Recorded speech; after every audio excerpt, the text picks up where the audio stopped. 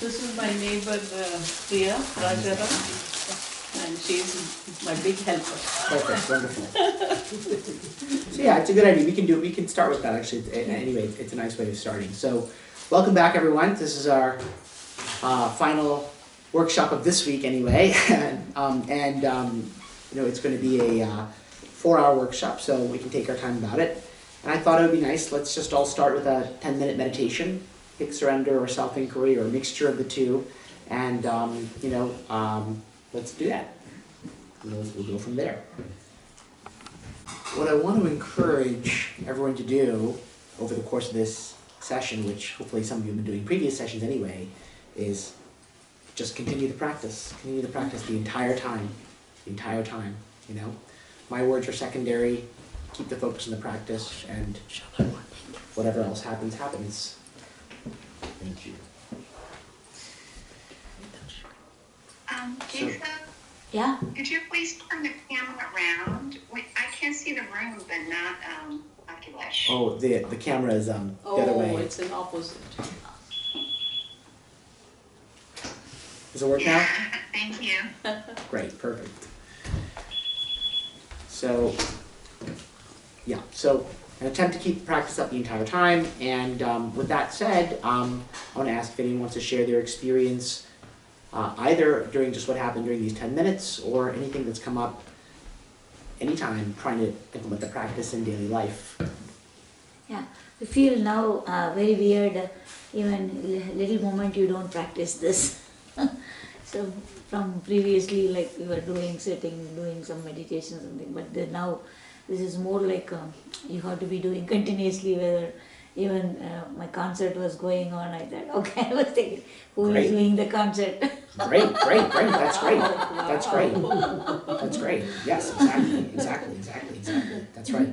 Again, I think I said it before, but Ramana says in one of the other his other writings, he gives that beautiful metaphor of the concentration should be as continuous as poured oil. Yeah. You know, so exactly. Do you screw up the concept? No, my attention was there also, my attention. It Little gets bit. actually better Yeah. Can sometimes be better. That's right. because exactly. you're now focused, laser focused, and no distractions. Well, there's less of the, you know, you might say less anxiety about how it's going to turn out. You know, so it allows something to flow. It's not inquiry, it's a surrender mode. Well, either way, actually, because these are just signs of a coin. Right. You know. Yes. Your question? Sorry. Oh, sorry. Do you want to say anything else? No. So, so lots of questions were coming up when I attempt to practice it while things are going on. For example, I was at a class today and, I was very engaged in that, and then I was trying to practice. So this whole, then the doubt about being present, versus self-inquiry, so that doubt. Then it becomes, then if I force suddenly I remember, because I get carried away by that, then suddenly I remember, oh, I have to, then does it become a kind of auto-suggestion, does it go through this kind of mechanical, because I'm forcing myself, oh, I have to remember, to practice? To ask who's paying attention. So does it go through this phase of auto-suggestion, where am I, who am I, who's paying attention to this class, who's, that kind of a thing. So Well, it's interesting that you're calling it autosuggestion, because that autosuggestion, the term suggests you're trying to make yourself believe something. But really, but you probably don't mean that. What you probably mean is, does it require a constant effort to continuously bring yourself back to the practice? correct, because I found myself forgetting. Yes. And I forget because I was engaged in the, Yeah. this whole thing about being present, right? Yes. Present. Yeah. Or focused, or whatever you want to call it. Right. So when you're in that, then suddenly, oh, you're done, 90 minutes have gone by, it's like, oh, I never asked who was doing that, Of right? course. And so then I'm reminded, because now of course. I'm reminding myself to come back. And so I was just curious about that. So it's not, continuous, even when I'm engaged in something else, I found myself not, for a period of time there was a lapse. Well, of course. So it is an effort for a variable period of time to bring yourself back to the practice. And it's not the goal to be present to any X activity. It's the goal to be present to the practice. So that's the activity.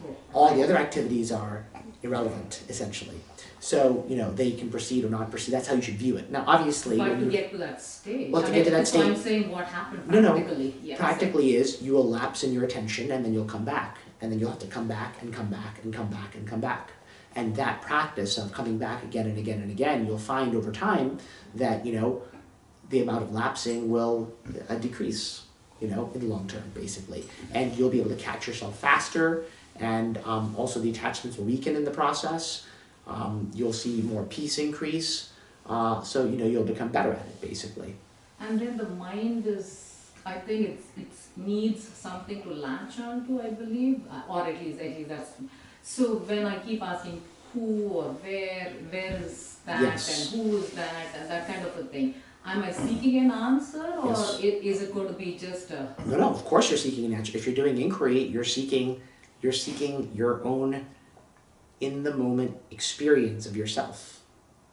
So it's important to recognize that, right? When we ask this, we're not just mouthing the words, who am I? We're not just mouthing, who am I, mechanically. Right. Who am I is referring to the fact that you experience your own existence. Correct. And we're looking for what that knowledge is. Because, like, for example, if I say, in an analogy, right? If I ask you, okay, you're hearing my voice right now. Well, look, what is that? Well, you can kind of, like, draw a kind of mental, you can highlight a mental box around my voice. My voice is this object, right, in your mental experience, right? In your experience, there's this thing called my voice, which you're hearing. It's an object of your experience, right? Similarly, if I ask you, are you feeling your little pinky on your left hand right now? There's a experience that you can kind of draw a boundary around. You kind of know what it is to feel your pinky, In the same way, if I ask you, well, okay, what are you thinking about right now, right? And whatever it is you're thinking about, if you're thinking about something, right? Again, whatever that thought is, some image, some memory, some hope, some fear, right? Some to-do list. These are all like objects that you can kind of locate in a sense, like, okay, this is this thing, this to-do list is this thought, or this inner voice that says, I need to do better about that, or something like that, right? So analogously, there is an experience of ourself as the observer of all of these things, right? In this moment, for example, listening to my voice, it's not just that you hear my voice. Apart from my voice, while you hear my voice, you also know something other than my voice. Namely, that you exist listening to my voice, and you are not the same as my voice. So that piece of information, which you seem to know automatically, intuitively, instinctively, and undoubtedly, like, where is that piece coming from? Like, what does that map onto in your own experience? You're feeling something, like, you know it, but the question is, what is that actually? And it's in something in your own experience. When we ask, who am I, or where am I, what we're asking is for ourselves to turn our attention to trying to locate that piece of our experience. Does that make sense? Yeah. So it's not just a mechanical question. It's that attempt. Or similarly with surrender, the same thing. It's instead of looking for I, in that case, it's looking to recognize that whatever this experience is just an experience, and that it's not me. So that recognition of this current experience as an experience with a boundary, with a frame. That is to say that this experience is framed. It's not everything. It has a frame around it. And the frame indicates that there's a viewer of the picture, basically. So that is what surrender is continuously doing. It's continuously noticing, oh, this too is framed. This is also framed. This is also framed. Again and again and again and again and again. And when you notice the frame, you automatically notice the one viewing the frame. in some sense. So the practice is through either method, one way or the other, to maintain your attention in the direction, essentially, away from the objects, right? Moving it in an arrow, a kind of arrow towards the subject, basically, towards the viewer. You know, never telling ourselves that we've gotten there, because anytime we stop that arrow, whatever it catches is an object. So if we keep moving the arrow, the continuous movement of the arrow towards the horizon, that movement is what we want to maintain, basically. So when I'm inquiring, okay, obviously, like, you know, all these objects come into the place. But do I reach a state where these objects become irrelevant at one point? Well, I mean, presumably, yeah. I mean, sure. I mean, as you turn inward towards I, as your concentration becomes more and more intense, then all the other objects they blur, you know? So for me the confusion is, I have the glimpses of this becoming irrelevant. I don't know it is a loss of concentration or is really loss of those objects. Like, you know, there is some states where I am observing something, suddenly I reach a state where I am not observing anything, okay, no object. But again, my mind is rationally asking after, like, you know, I came back, some another object come. Is that moment is because that the objects are not there, I lost the self-inquiry at that moment for the short period. You understand what? Yeah, so if you know, there's a distinction between pursuing the inquiry or pursuing surrender and just zoning out, right? So if you just get distracted and you zone out, then you've lost your attention, basically.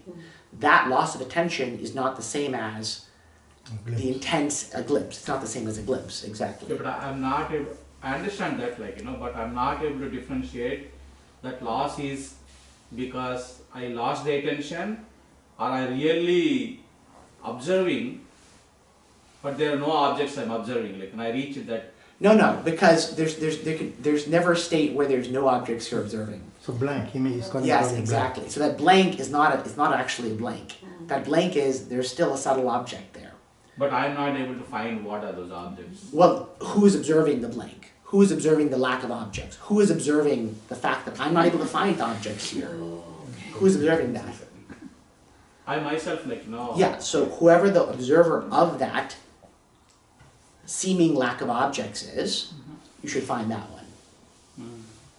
But I think that subtlety, I think I am not reached at this stage, but what I'm telling is, like, I'm not able to find out to pinpoint who is observing those loss of those objects. Well, that's okay. It's still it's an attempt, right? So you're not going to get it immediately. You're going to have to keep trying and trying and trying. Because again, as I'm sure I've said before, the basic barrier to finding that one is remaining attachments. So all you can do is continue the practice as continuously as possible under all circumstances, and note especially where you have difficulty continuing it, and those are your serious attachments, right? And then to anticipate them more and more, and, you know, to keep going, basically. So you will seem to hit a wall. That's normal, and you just keep the practice going at that wall.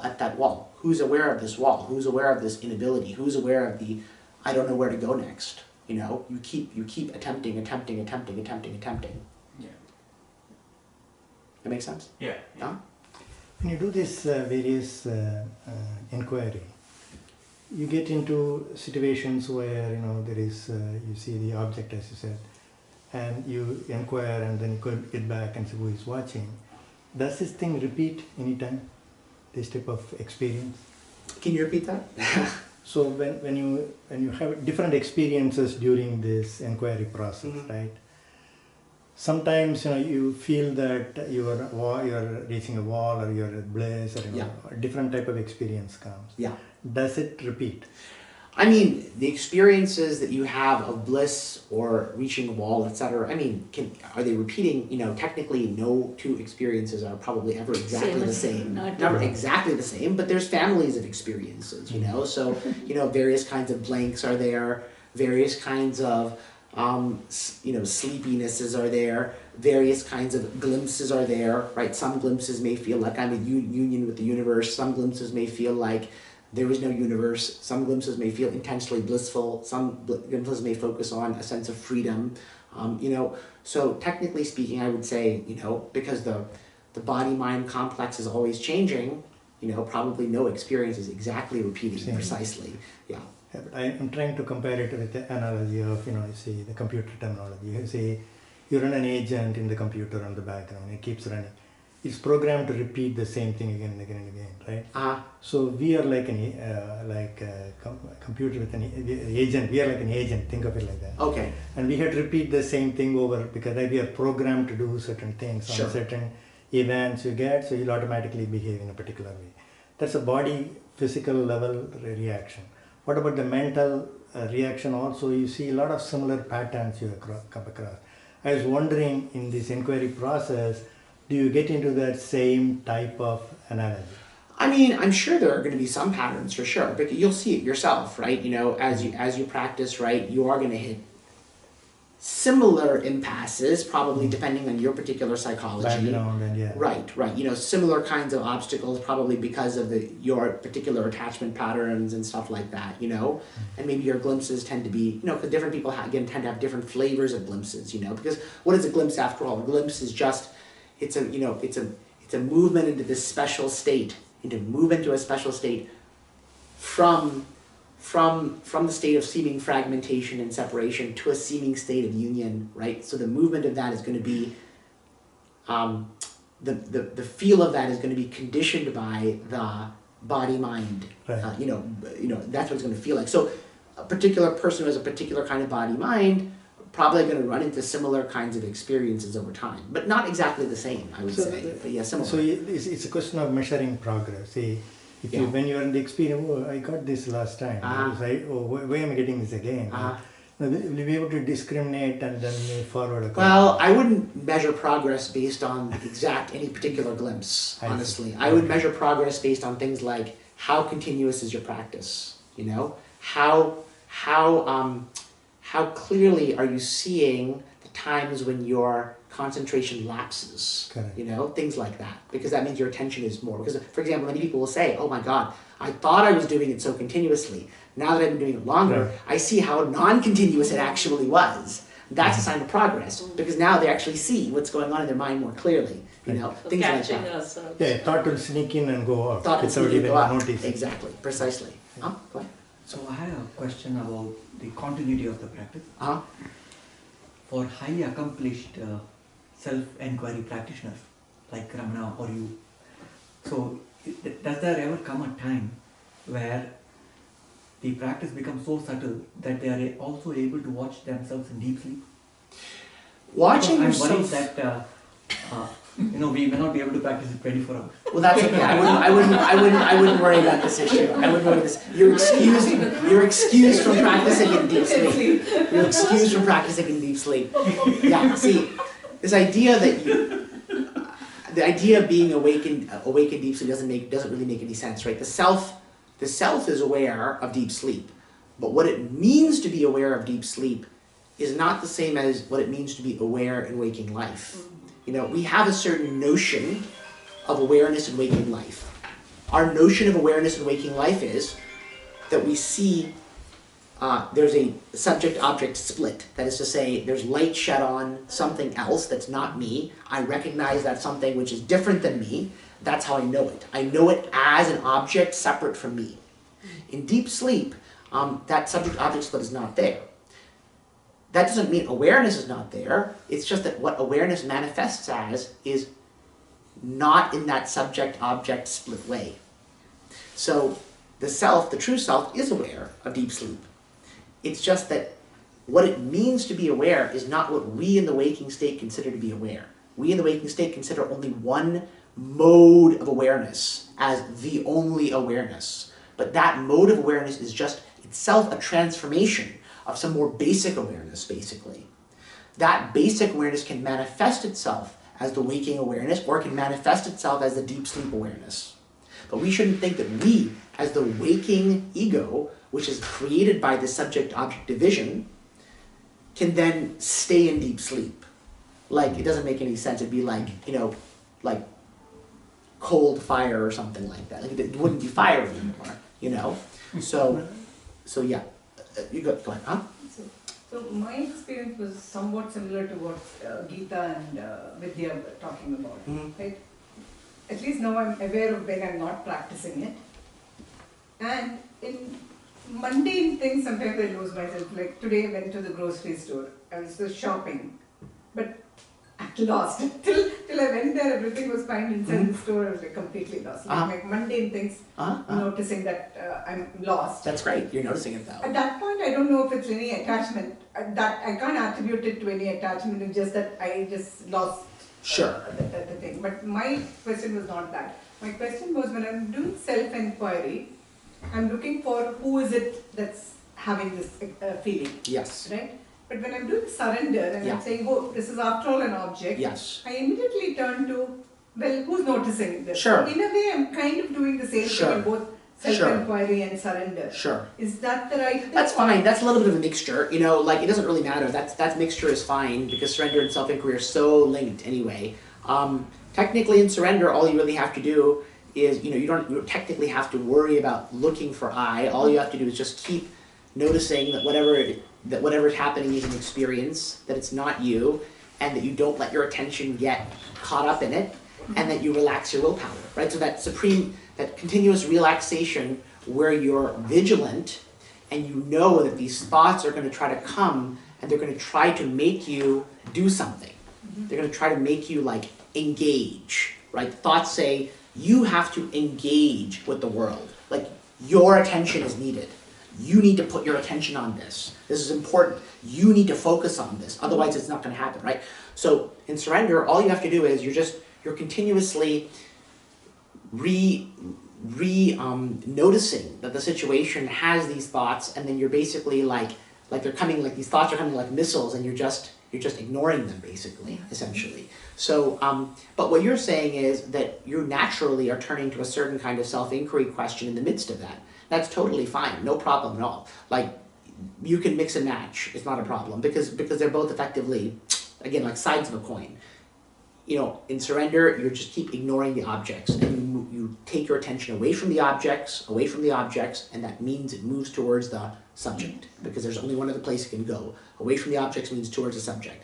In self-inquiry, you ask, who am I, where am I? You try to find the I experience. In the process, your attention keeps going from object to object, which you then ignore, because you're like, this is another object, this is not me, this is another thing of which I'm aware, this is not me. So you're ignoring those objects in a series, just like in surrender, you're ignoring objects in a series. Just the slight difference of angle, that's all. So that's great, fine. If that works for you, that's fantastic, no problem. Yeah. So the bottom line is the vigilance. You have to be hyper-vigilant all the time. So you literally need to have PTSD kind of. Yeah, I mean, I wouldn't say PTSD, but maybe OCD, is that what you mean? Yes. The obsession. Hyper-vigilance. There's a kind of obsession. Oh yeah, hyper-vigilance and PTSD, that kind of PTSD, yes, that kind of hyper-vigilance. Yes, I wouldn't say that you don't need the trauma part, but the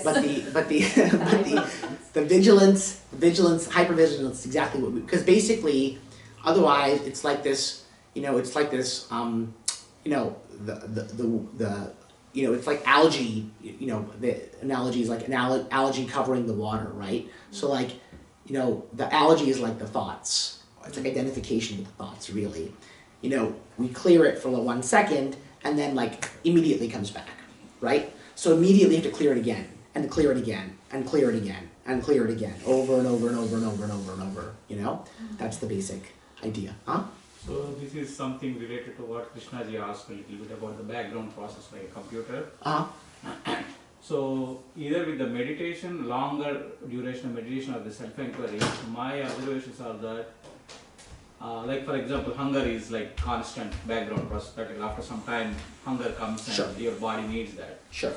and that hunger is like, kind of those kind of like things becoming irrelevant, unless like the moment I come back to the, when I started coming back to the relating to the objects, okay, like the other thing is the time, okay, the time also like becoming irrelevant, like initially it looks like the entire world is very slowing down, and after some time the time becomes irrelevant, unless otherwise again I come back to the regular objects, like, oh, you need to pay a bill because this is the time, or you need to finish the work, this is the time constant. Otherwise, like for me, that the existence of the time becomes irrelevant, like when I am observing the things happening. Okay. I don't know whether I'm old or young or like in something, like it's there is no relation. I mean, the time becoming like either becomes slow down, or like it becoming irrelevant, or like physical cycles like hunger, sleep, and also they're also becoming like unless the moment when I come back, like then they're existing. Otherwise, they're not existing.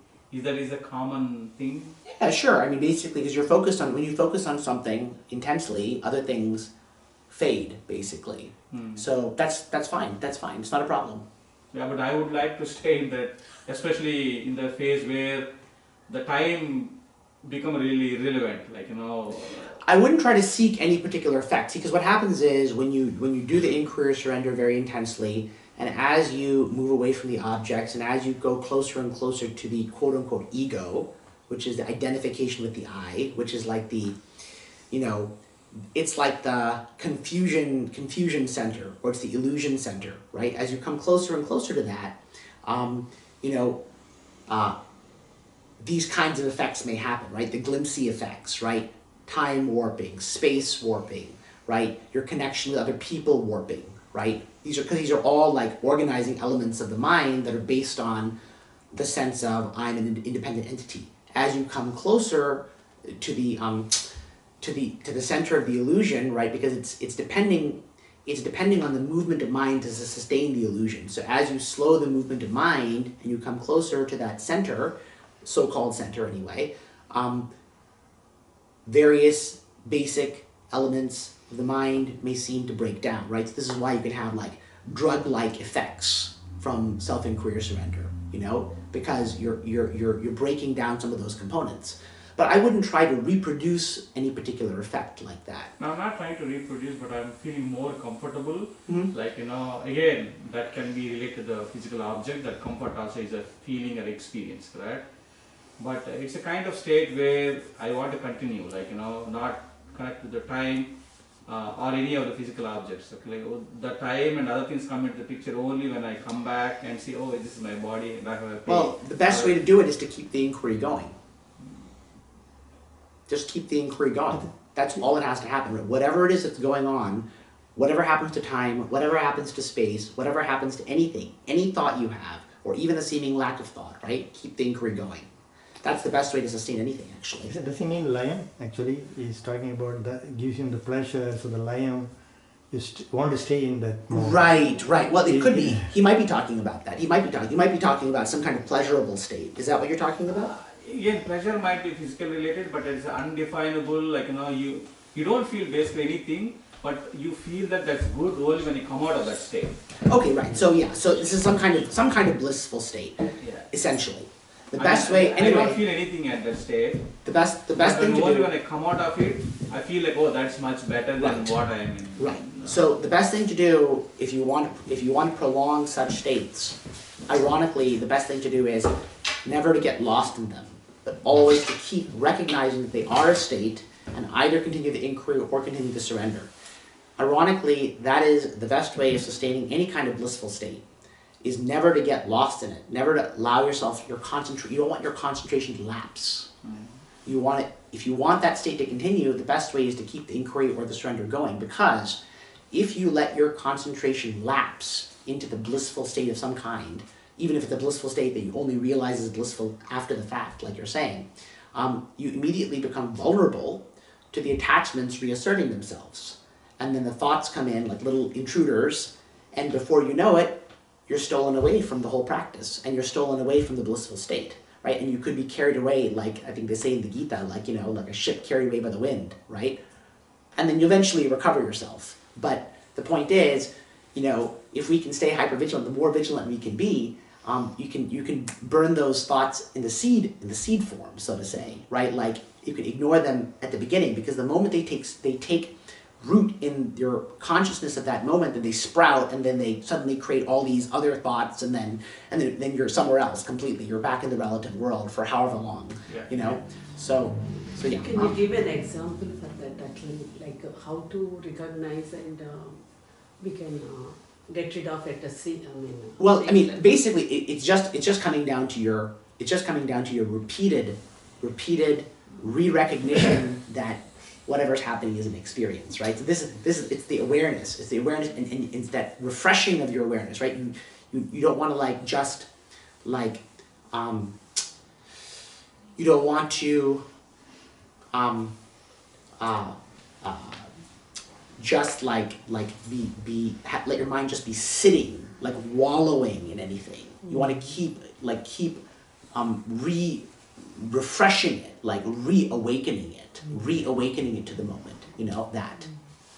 Yeah. That's basic. That's what's going to protect you, because if you keep doing that, then the moment a thought comes, you're likely to recognize it as such and not take it seriously.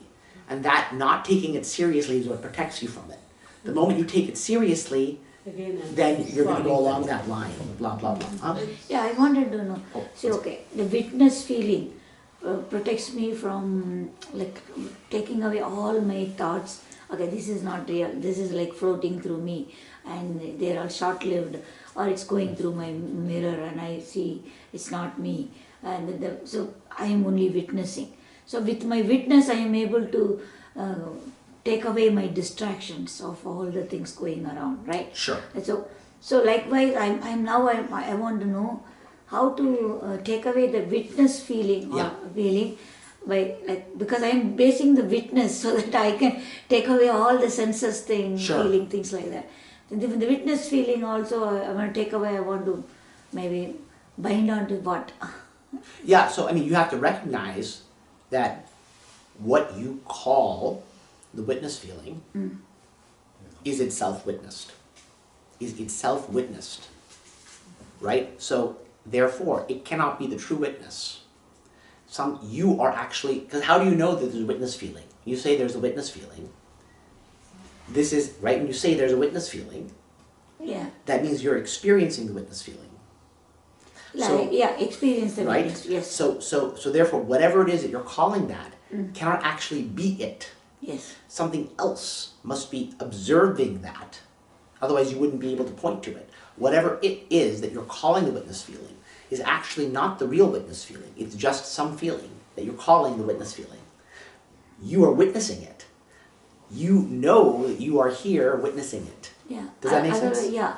So, then I try to, So you just have to note that, right? Like, because this is what happens, right? People say, oh yeah, I'm now with being, I'm now with presence, I'm now with the witness, I'm now with this, I'm now with that, right? None of these things can be what they purport to be.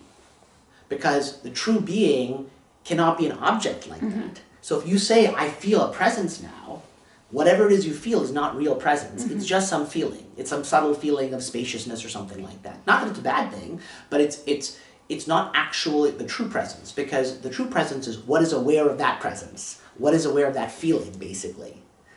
Something else is aware of that feeling, otherwise you wouldn't know it was happening, right? Yeah. So, so that one which is aware of that feeling, there's a separate knowledge connected to it, right? So you have to hunt that, whatever that is.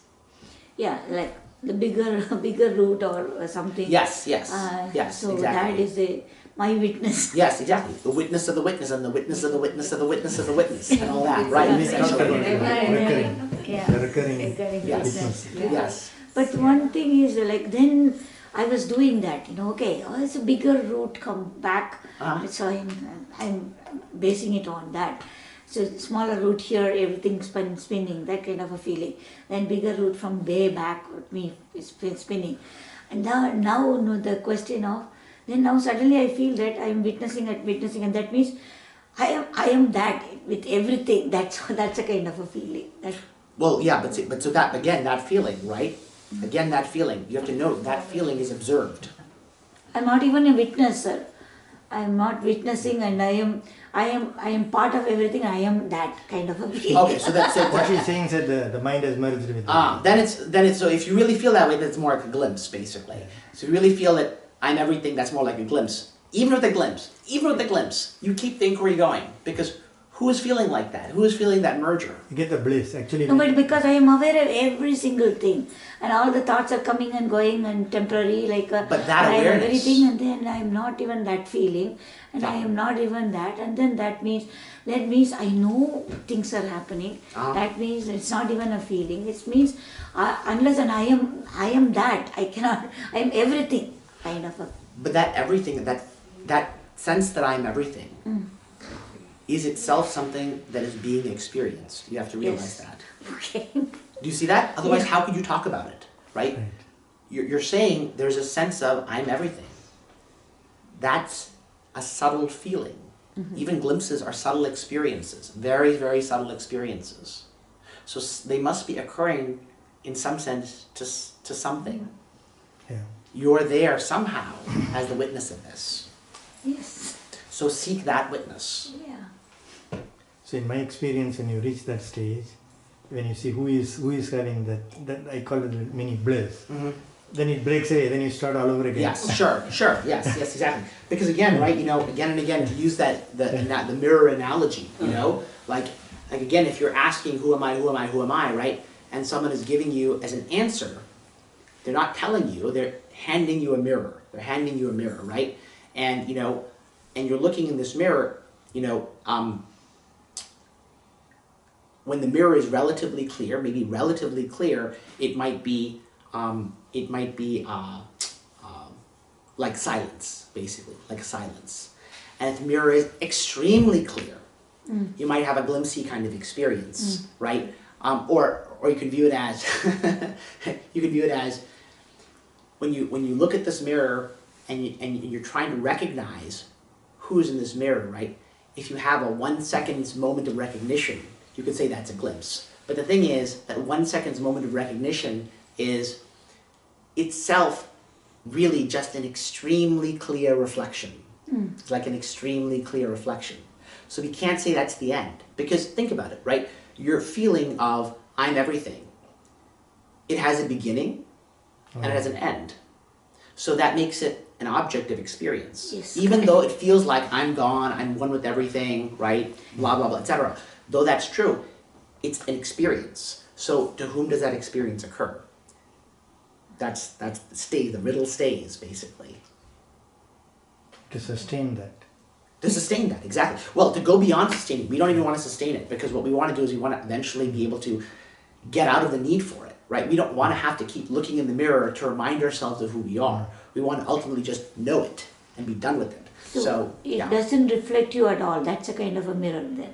That means you are that kind of little go. Well, you said very clear, many mirrors, many clear, very clear, completely it shows you completely kind of. Well, yeah, well, on that stage. It's showing you like it's as if you're looking in the mirror and it's as if you're seeing perfect space or something like that, right? Yeah. But you have to recognize that that's actually you. So in order to do that, you have to notice that even with that very powerful experience of unity, even there, you are somehow separate from that experience. You are still observing it in some sense. The question is where, how? So the I has become extremely subtle and special, but then the mind is also very pure. You still have to find, where am I in the situation? I who am experiencing this unity, where am I? Yeah. Does that make sense? Yeah. But that's how we have been going around, right? I mean, say for example, when you get the complete peace all the time, then you break away and go forward, and then break away and go forward. Yeah, exactly. And then clearer mirror. Keep going. And Don't stop. Then you think that there is no mirror, or Forget thinking. No. There's a mirror so long. See, so So you long. reach a stage. No thinking. So see, at some point there will be clarity. Yeah. So yeah, until yeah, that point happens, when there's clarity, you won't even have to ask this question Yes, anymore. So go for the clarity. You just keep Go keep direction. asking, because once this question is answered, quote unquote, it will no longer be an issue. Yes. So until that happens, you have to keep going. That's how I view it. So that means every experience has a beginning and ending, correct? Every experience is beginning and ending. But if you are keep on inquiring, that means you are looking for an experience at that point. You're looking for the experience of the experiencer, you might say. Yeah. Uh-huh. But if where the state where I can see that there is no experience at all, where I don't see any beginning or end, because like for me, like I said, like I get the glimpses of where there is a momentary no feeling. Yeah. But again, I'm coming back and I'm observing something. It's only when you are able to penetrate the riddle Yes, of the correct. experiencer that the beginningless, endless experience is available, quote unquote experience. Yeah, but this my body-mind complex, That's a great it's statement. almost like for me impossible. The reason is something interfering in my inquiry, like Of course. because Those are the attachments. That's what's yeah. interfering. Like for example, like if somebody calls, okay, Yes. or my body something bites, or some other thought comes immediately, like that experience breaks. Then then I come back and I go back and ask again. Yes. Then that starts a new experience. That's right. But again, that experience will also have beginning and end. Of course.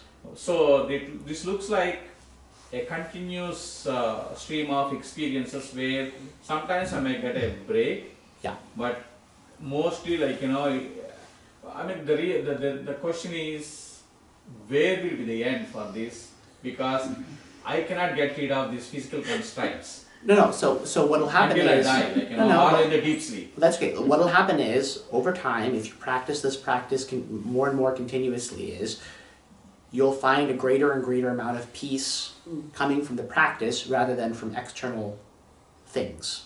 Okay? And so your attachments to those external identity pieces will weaken.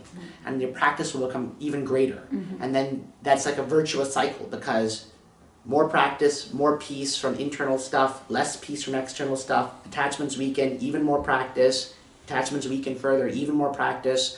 And in that way, eventually, the attachments will weaken sufficiently, and concomitantly, the desire for liberation will skyrocket, basically, because you want it more and more and more, and you'll find it even more and more and more irritating when you fall out of the practice, right? On those occasions when you fall out, it'll become extremely irritating.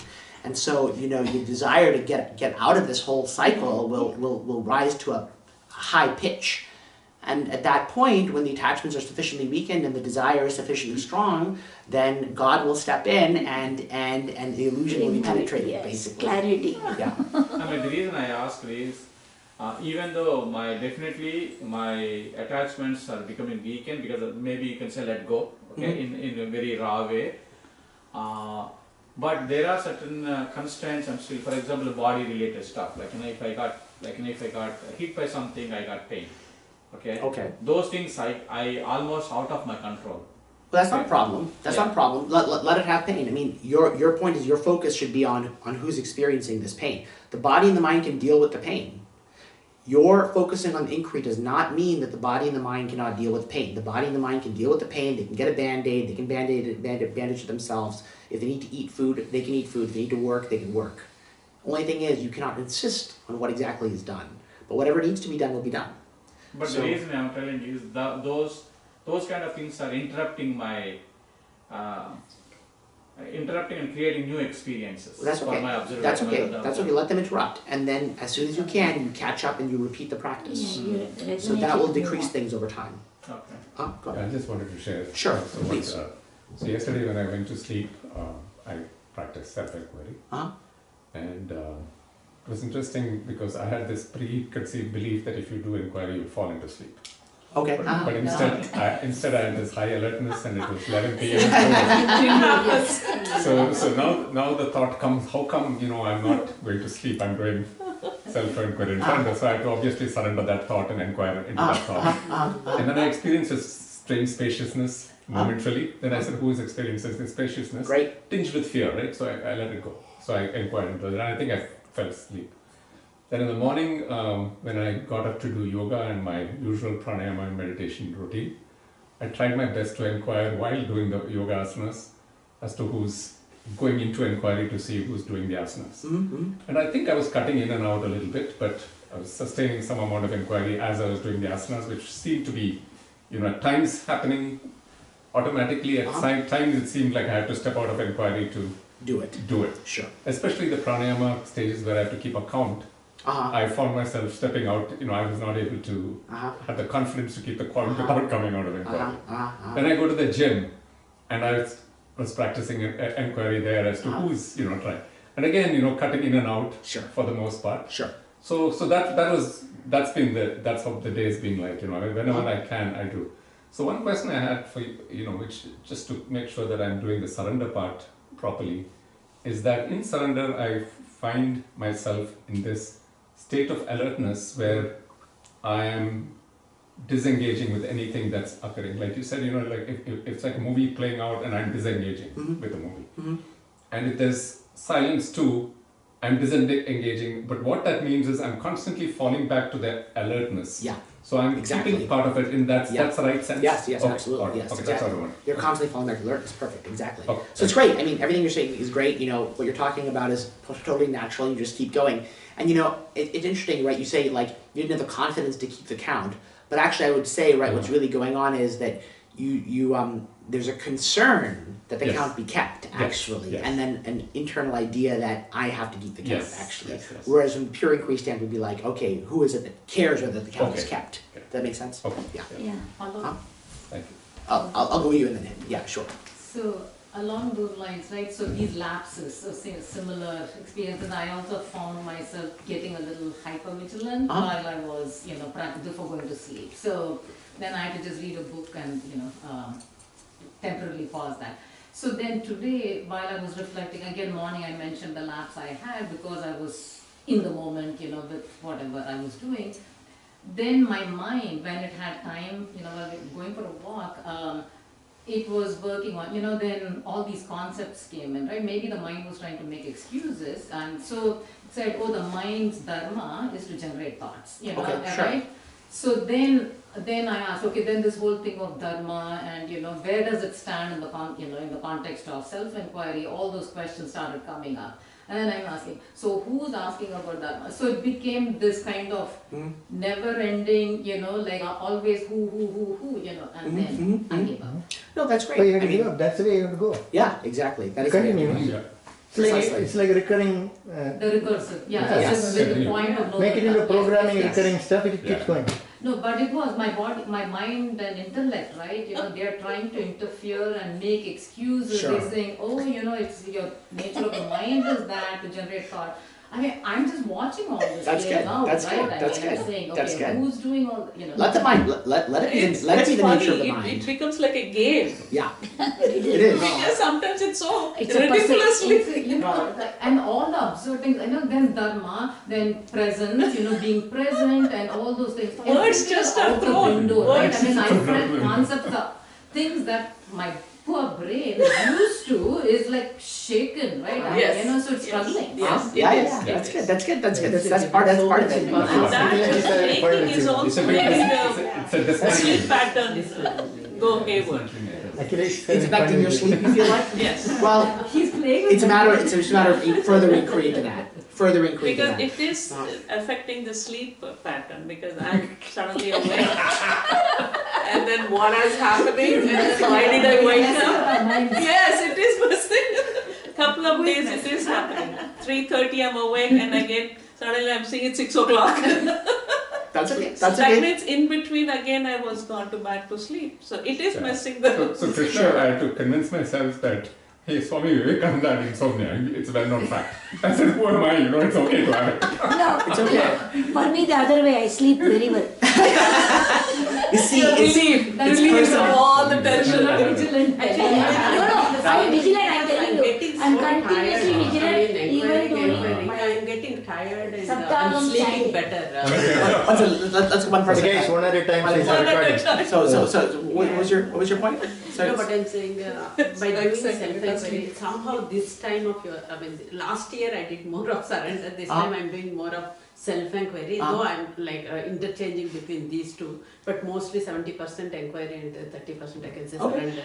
But I'm getting tired, like after doing for some time, I'm tired and my sleep is absolutely great. Correct. So you can see people being affected in different ways. Any of these things are possible, actually. So that's great. I mean, I think usually, very often, it is exhausting in the beginning because there is a great exhausting. Actually, aspect. that's what I That is noticed. natural. It is exhausting and I go to sleep 9 o'clock, 9:30. But then this waking up in the middle and then that's where I said it is messing up my. Normally I would never wake up, but now it is making me. I'll also say, one of the interesting things about inquiry and surrender is that they do allow attachments from the underground portions of the mind to manifest themselves, right? So things, for example, if we have been denying to ourselves that we are in fact anxious about certain things or upset about certain things, we've just been pushing those emotions out, it might be the case that when you do surrender inquiry, those emotions start surfacing. That can happen. So, and that's fine because this is the purpose of it, to allow them to surface so that they can then be, subjected to the fire of the practice. So you mean to say that it's a kind of purification, like subconsciously, we are holding those things for a long time, or subconsciously become part of our vasanas, roughly you can say. The vasanas now, because you are opening it up, the previous ones are clear, now the old ones are coming and that cause the disturbance, like for example, disturbance to the sleep or tiredness. Sure. That might be one of the reasons, one of the possible reasons anyway. I'm not necessarily sure in every case, but in many cases, When I'm practicing surrender, sometimes I feel there is a similarity between surrenderness and predeterminism. Is there in what way these are? I know that different. Sure. So how can I differentiate? So by predeterminism, mean everything is already determined, right? So everything is already determined is an attitude, right? So it's what I would call a certain kind of belief, right? The belief that everything is already determined. Everything is already determined is a belief that can be helpful in doing surrender or inquiry, but surrender or inquiry is technically not exactly a belief or of any kind or attitude. It's a movement of mind where you are increasingly seeing that what you thought was you is actually not you. So in order to do that, it can help you sometimes to think, yes, all of this has been already arranged by God or by fate or by universe or by karma, right? That belief can be helpful. But technically speaking, what we're doing is we are going towards actually something which is beyond beliefs, right? The truth cannot be put into belief, right? Real truth is neither free will nor determinism, none of these concepts are exactly accurate. So our journey is beyond all this. It's beyond all of these. But sometimes very often the beliefs can be helpful to us in giving us the confidence, peace to be able to practice. That's all. Make sense? But again, we'll inquire. I don't think after listening to this and started this journey, again, we will not be happy accepting those thoughts also. Exactly. Because we can identify those are the thoughts and we had to move beyond those. Sure. It doesn't matter. It's great. Even if you don't need them, even better. Discard them. So it doesn't matter. As long as you practice, that's the key point. Then you'll be able to sleep very well then. No, but I think what Sridevi said, actually you're getting more awareness of the attachments and unimportance of those attachments. We cannot get rid of completely, but at least we have the awareness. We are developing awareness. That's separate from I think what you were talking about, which is predeterminism. Several things going on. Sorry, Sriram, I think you had a question for quite a while. I just had a question about what you said before about the glimpse. Yes. So you said glimpse has a beginning and an end. Yeah. And my mind was saying yes for that line of thought that you said. Except at this point, I was thinking, if it's not just a glimpse, but if it was like a transformation that happens and suddenly it's full realization, it's not just a glimpse, but full realization. Sure. Then, even if it is beyond a glimpse, perhaps there is no end. There is still a beginning, right? Well, so that's where realization defies ability to talk about it in words, because you see, like, the quote unquote realization is on the boundary between two perspectives that are like mutually contradictory. One perspective is the relative perspective, where there's subjects and objects, seekers and finders, right? So seekers who go on quests, who do practices, and then have realizations, right? But the content of the realization in question is actually to show that that entire perspective is inaccurate. Oh, I suddenly thought of an analogy. Suppose someone is searching for their key, and they find the key, it's in their pocket. Yeah. And if somebody asks them, when did you lose the key? Yeah, right. Right. Same with the glasses on your forehead. Yeah, his book title is what? Yeah, my first book is called How to Find What Isn't Lost. You know, That's his book, this is what last year before last he said, oh, I have authored some book. What is the title? He said that. Then I said, definitely he's transformed. Because I figured, I thought, like very different, you to give a title to like that. Yeah. Akilesh, I was thinking just this is just a comment on this whole self-inquiry versus classic Vedanta. Sure. So I remembered what one of the things Ramana Maharshi even said when asked about the classic Panchakosha meditation, where you keep negating each of the sheets and say, I'm not this, I'm not this. Yes. And you said, why do you want to have so many thoughts about the sheets and then reject them? Rather, why not, the inquiry just bypasses them. And then I'm beginning to think it's so true, because all of the classic methods, there is some encumbrance. You have divine attributes, non-divine attributes. You have to figure out, are you practicing divine attributes? But here you get to cut everything like that. Yeah. It's like the root of the tree you cut instead of plucking the leaves. Yes. The reason is because Ramana has said that also. He said that when it is so easy, nobody believes it. Yes. So obvious and so easy, you cannot believe it. So you have to go through all the sufferings and then only, then only you realize. Yes. And so the content is not as important at all. What the content is, correct. Whether it is an attachment or a non-attachment, or is it's not important. Just ignore the. That's what ideally it is. You're right. In slight defense of the classical perspective, what you can say is that as you do self-inquiry and you practice it, you will find, or most people will find, that one way or the other, they will be identifying these components of their body and the mind systematically, and they will be seeing that they in fact are not them.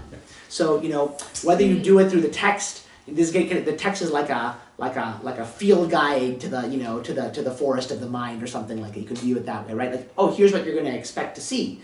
You're going to see this, and then you're going to see that, and you're going to see that, and don't be fooled. None of these are actually what you're looking for, right? So just from that perspective, it's fine, But from the vantage point of where we are sitting, having gone through all this, right?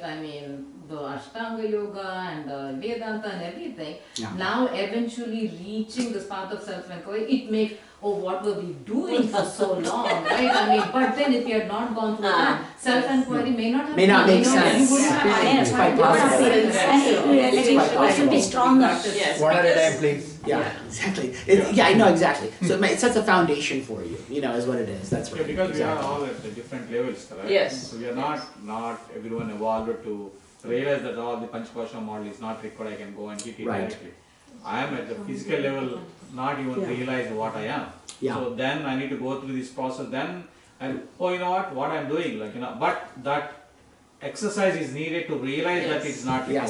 Yes. But that assumes that only an educated person who's gone through all this can realize the self, right? Right. So that's not true, right? Right. You're right. Not education. Or somebody who's exposed to this kind of education. Anybody who has no knowledge might have better chances. And also, they say that if I've gone through so much of life, right? My aunt could make out what is liver cancer and everything without studying everything because she has seen so much of So it. for example, Ramana's cook example, right? Yeah.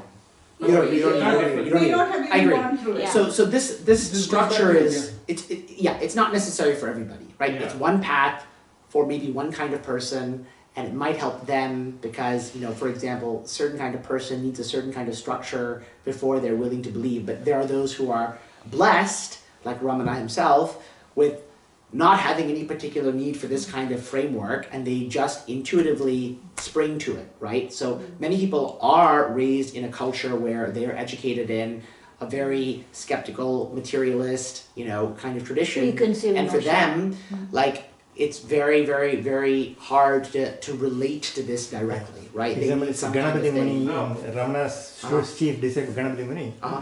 He's a well-learned scholar. He learned all the Upanishads. He couldn't finally penetrate the Nan.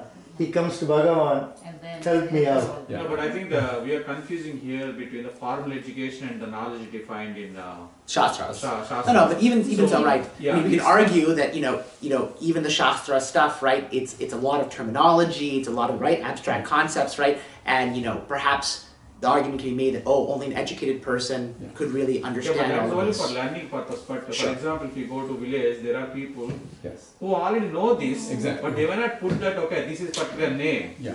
But we are only like for learning purpose. We are defining. Oh, this is ego and all this is. Yeah. But those people are already living the egoless state. Yeah. So we can't say that it is a formal education. They are already at that state of realization. Sure. And because we are at the bottom, we are putting this nomenclature to learn what we learn and recognize, oh yeah, I know what is ego now, then I need to overcome. But those people are already know what is Sure. ego, Sure. and they already overcome that. For them, it's not required. I mean, we've seen in villages so many people are highly uneducated, but they have like all these qualities, correct? Yeah. Right.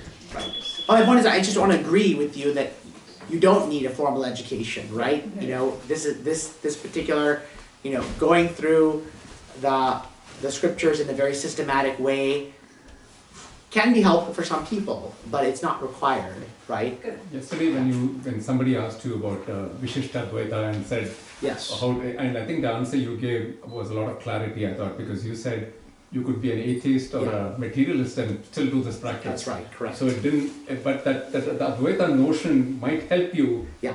In treating it as an illusion might help you in self-inquiry. Absolutely. So I think that was an insightful Yes. answer, right? Yes. The technique itself doesn't depend upon any concepts. It doesn't. I mean, the reality is, right, of course, the truth is, right, it's very, it doesn't, most atheists wouldn't feel that this technique would lead anywhere, That's right? true, So yeah. there has to be some intuition of there's something more. There's something more than the visible, right? Yeah. Like at least that That's has to true. be there usually. Otherwise, why would you follow this, right? True. So yeah, but yes, a technically good point. speaking, the actual infrastructure of your beliefs is not important, Yeah. except as it helps you practice, basically. But you might get stuck, right? I mean, like without having any notion, anything.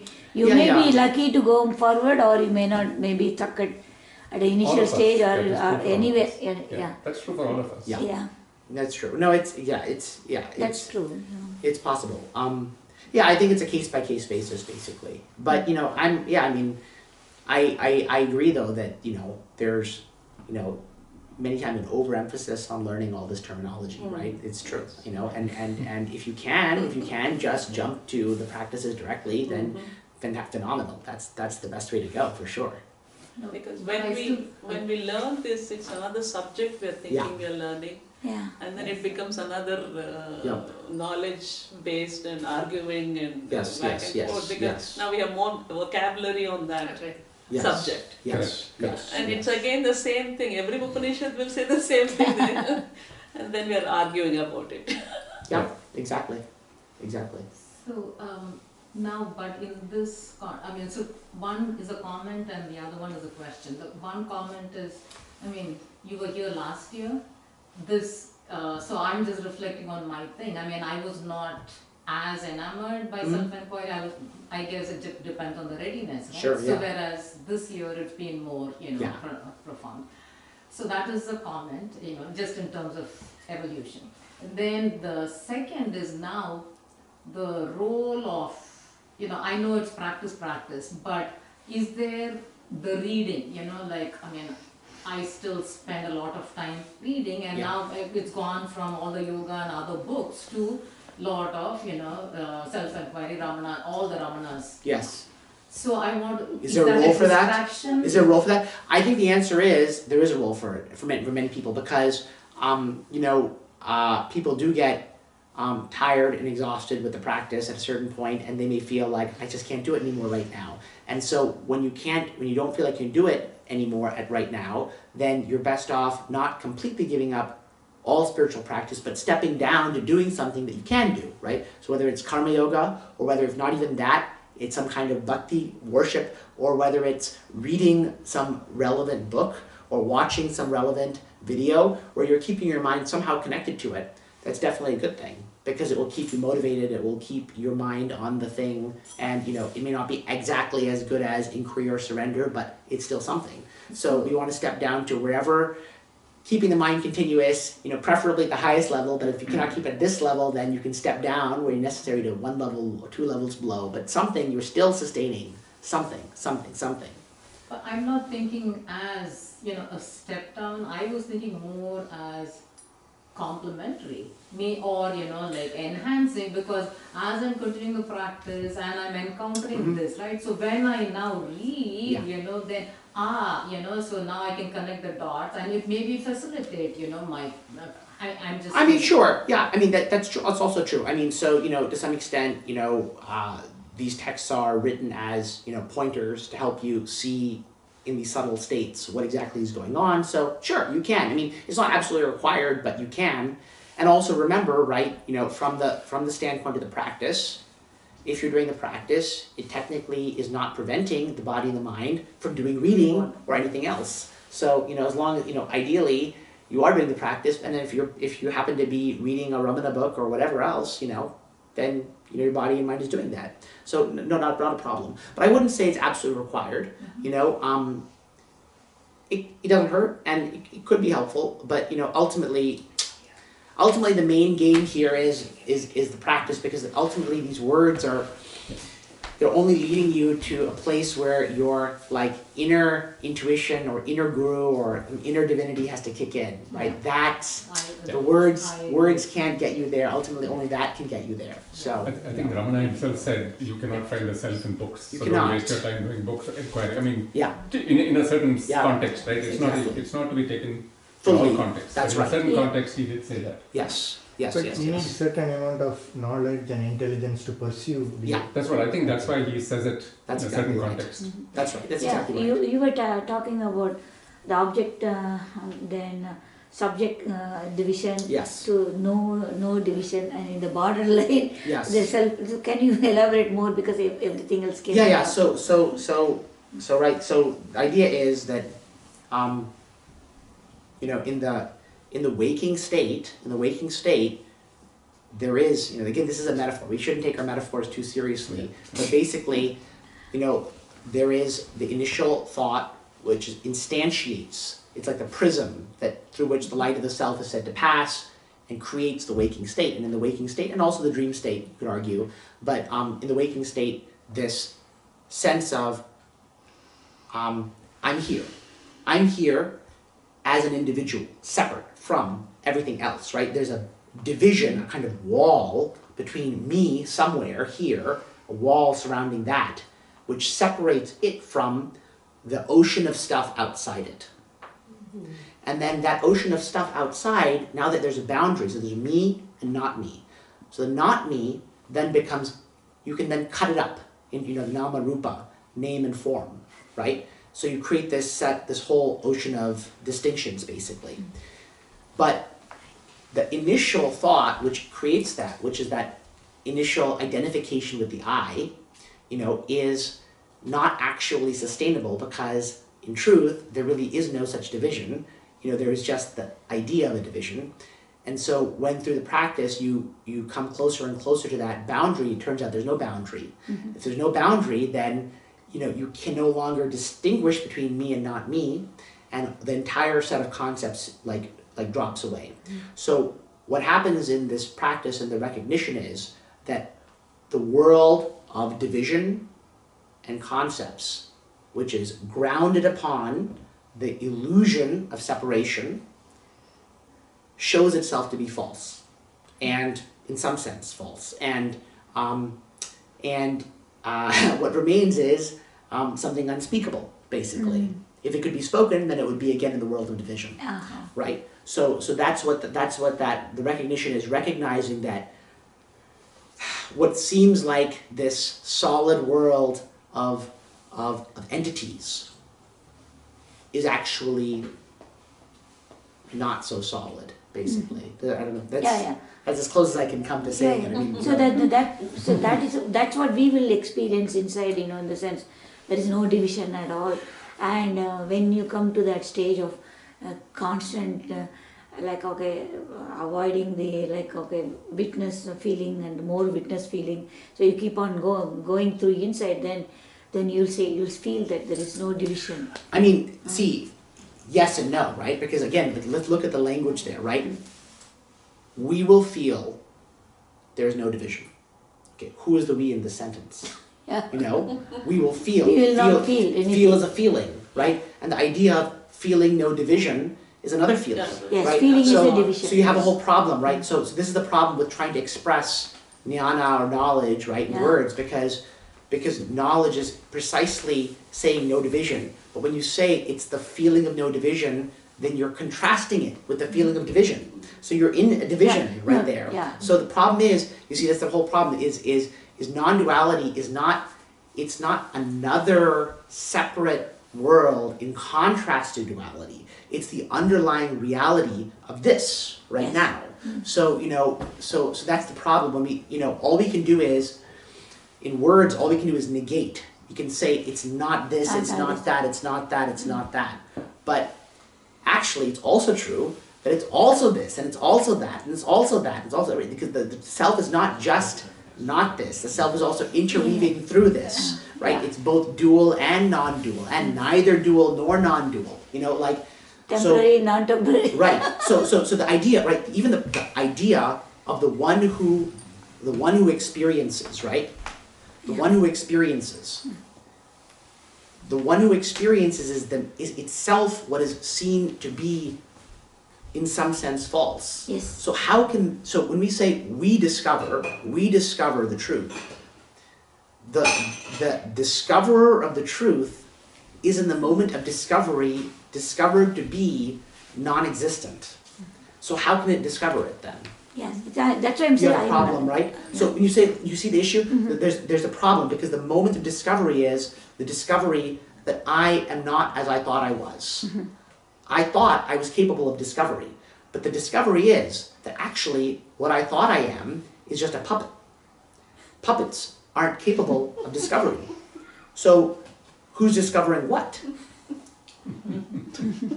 Yeah. Puppets. That means you feel that I am that kind of. I'm saying that even that is a problem. So like any way we put it is a problem, right? If you feel that I'm that, I don't feel it, and I don't feel it. If I feel it, it'll be duality. I don't even feel it. I don't feel it. I experience it. That's also duality.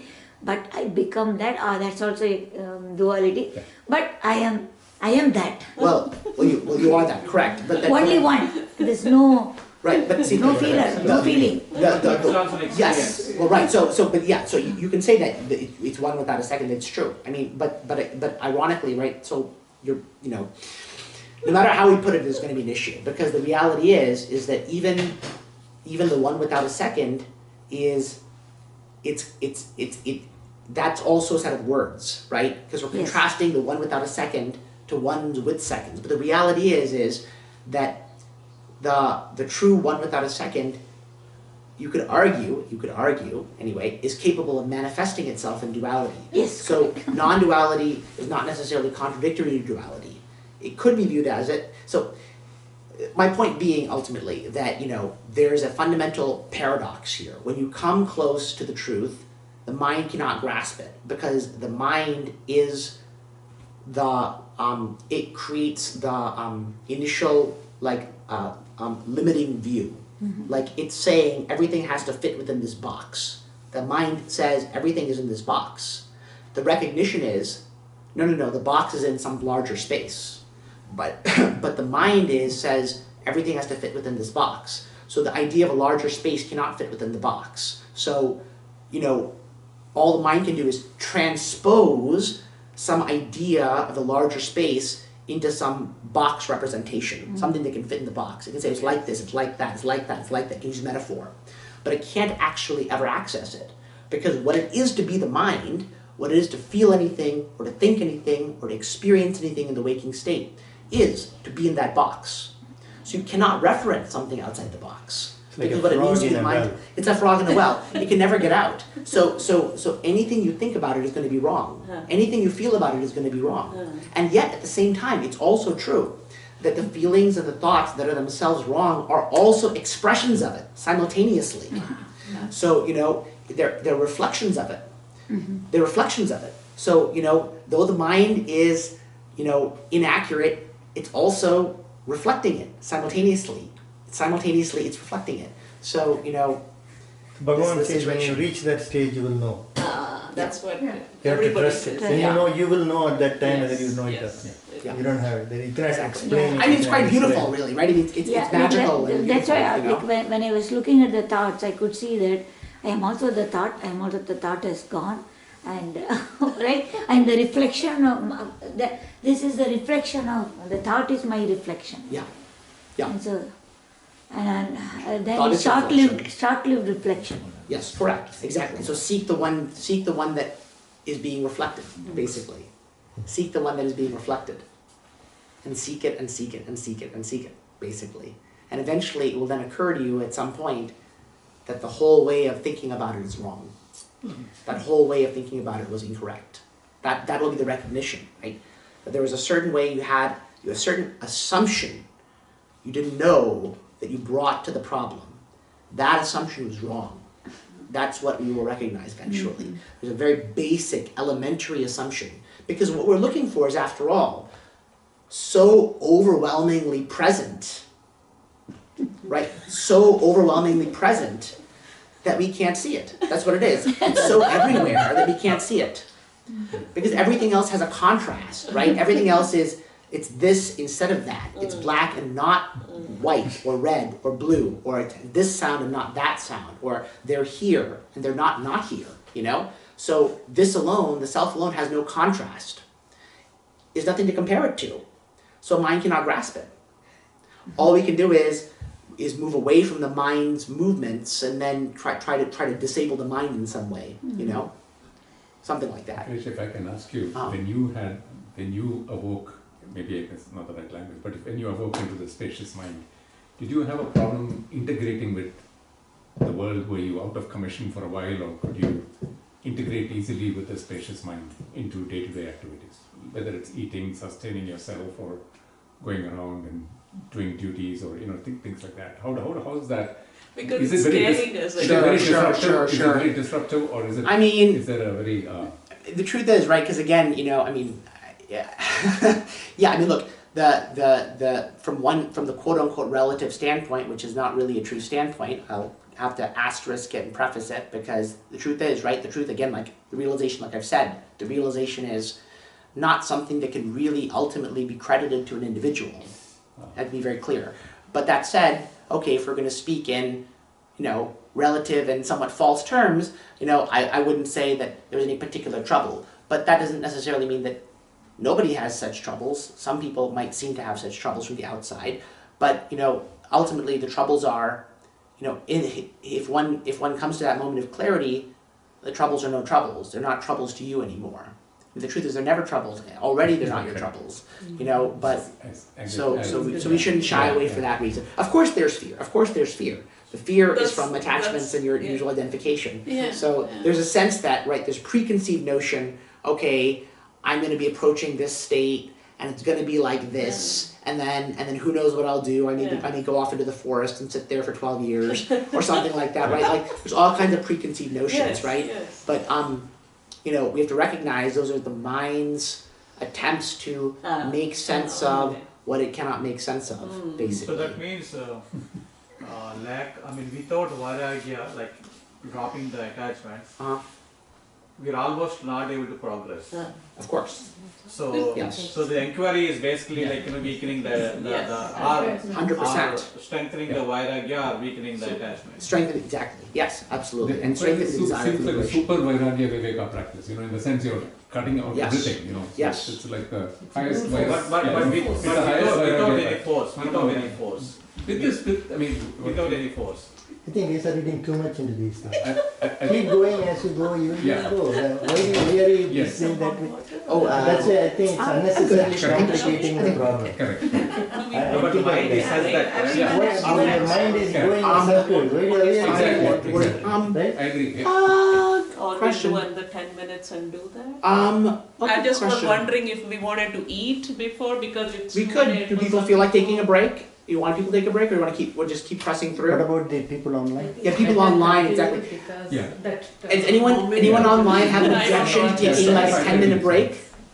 Does anyone have a problem taking a 10-minute break? Maybe we'll take a 10-minute break, and people want to eat snacks, and then we'll reassemble here in 10 minutes or so. Is that fine? Sure, I have no problem. Okay. 5-10 minutes are okay. Okay. But, Yeah, what about- what do we- lose that? Krishnan, I agree with you. There is no need to complicate this. So, do you feel like you want to do that?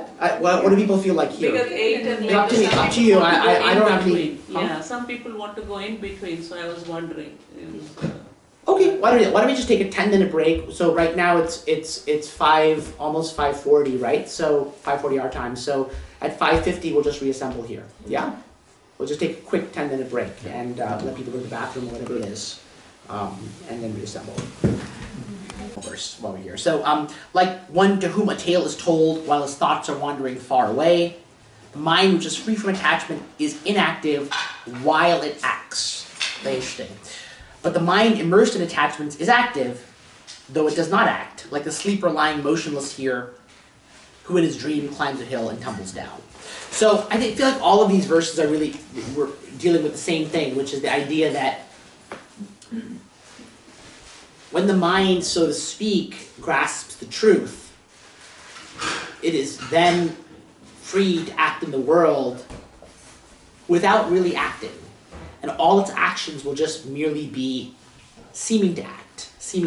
Actually, the truth is, of course, even right now that's the case. Everybody's actually only seeming to act, seeming to think, seeming to speak, seeming to feel. These are all just semblances. They're not actually truth. But it just becomes clear that this is so once the mind has followed the practice to its natural endpoint. And that, in that sense, right, it is, again, just like a movie or in a book, right, where ultimately the reader of the book, reading the book, is not implicated in the actions of the character in the book. And in fact, there is no one really acting. The reader reads the book, imagines an imaginary person who seems to be doing these things. Right, reading the book, they read the characters, the letters in the book, and they project an imaginary person who seems to be doing things with initiative, with perseverance and excitement or aversion or whatever it is, but in fact nothing is actually occurring. So, So the question here is for me, like, when you say whatever the projection, it is not real.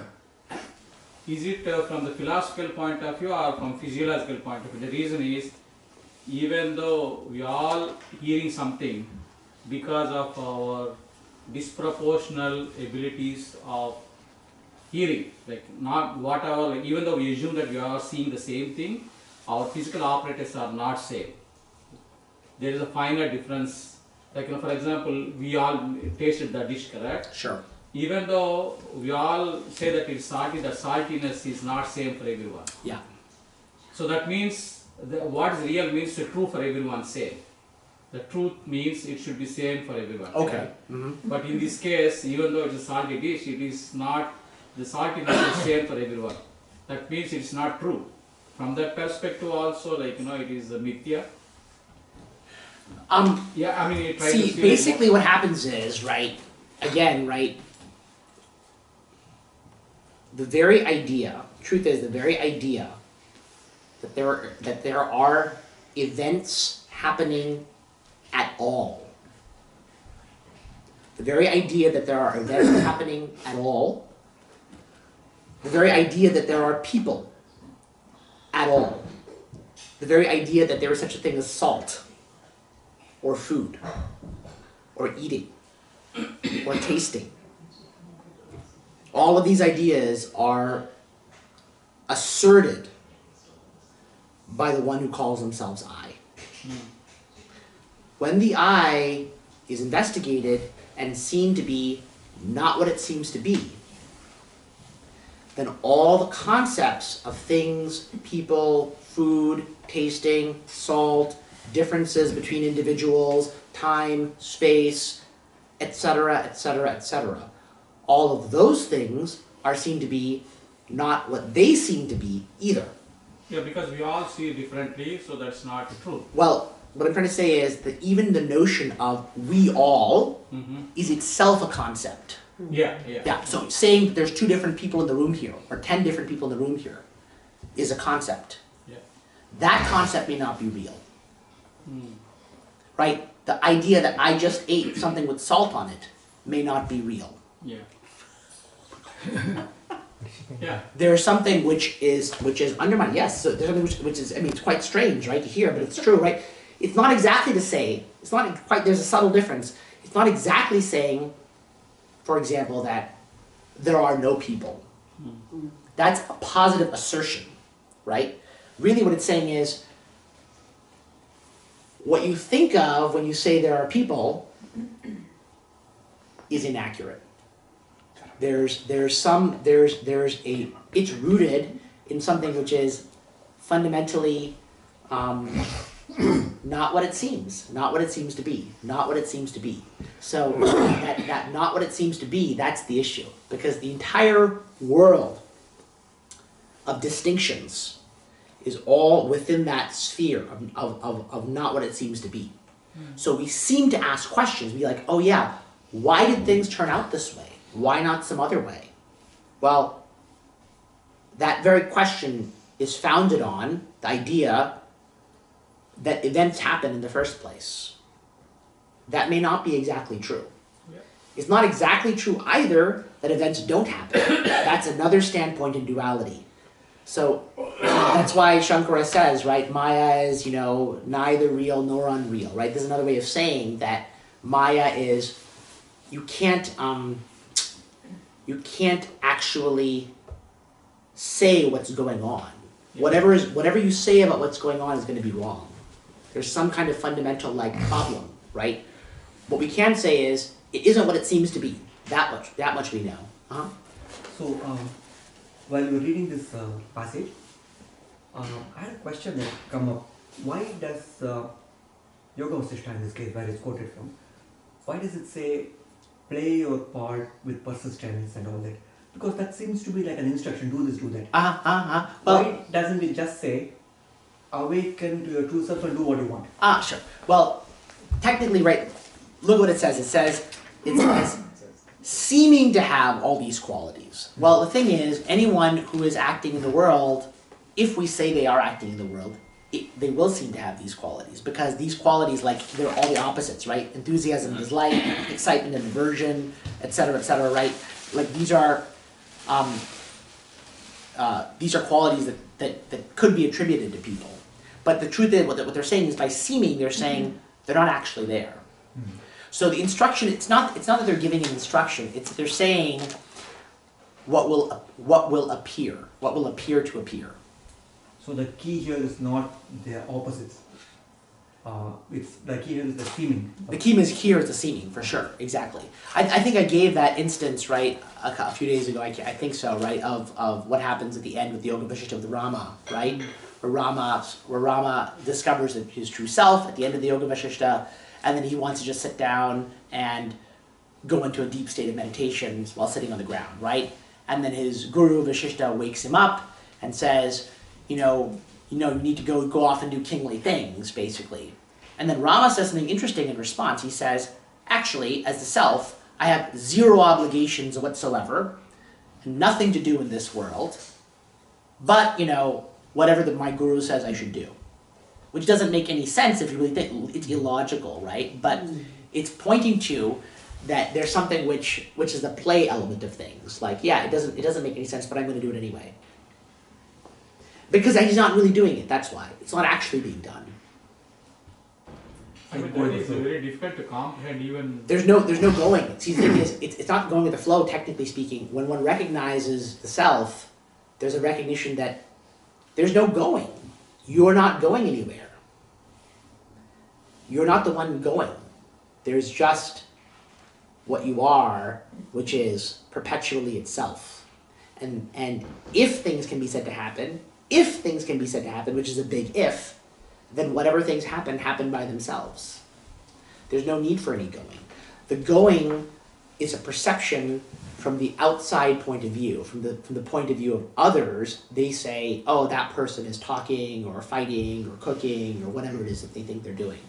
But those perceptions are inaccurate, actually, because that's not really the person.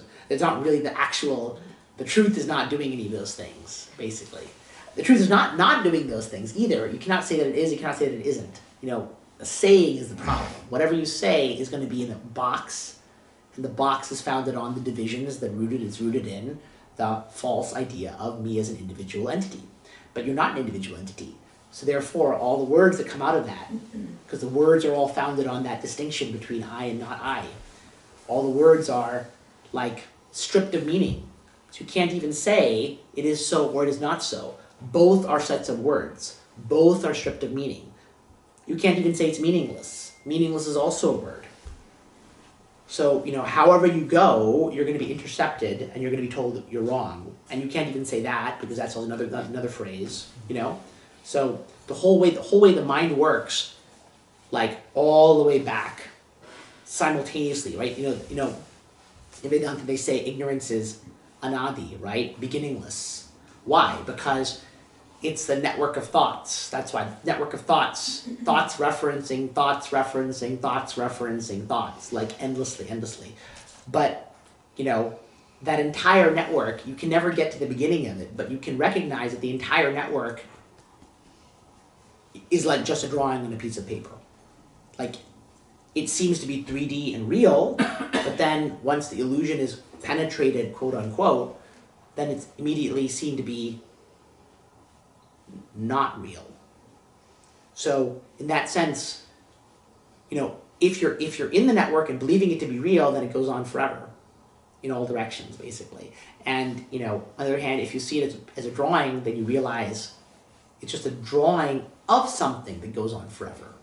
Like it's a drawing of the sea that stretches to the horizon. But there's actually no ocean. It's just a drawing of an ocean. Just like there's no actual thought.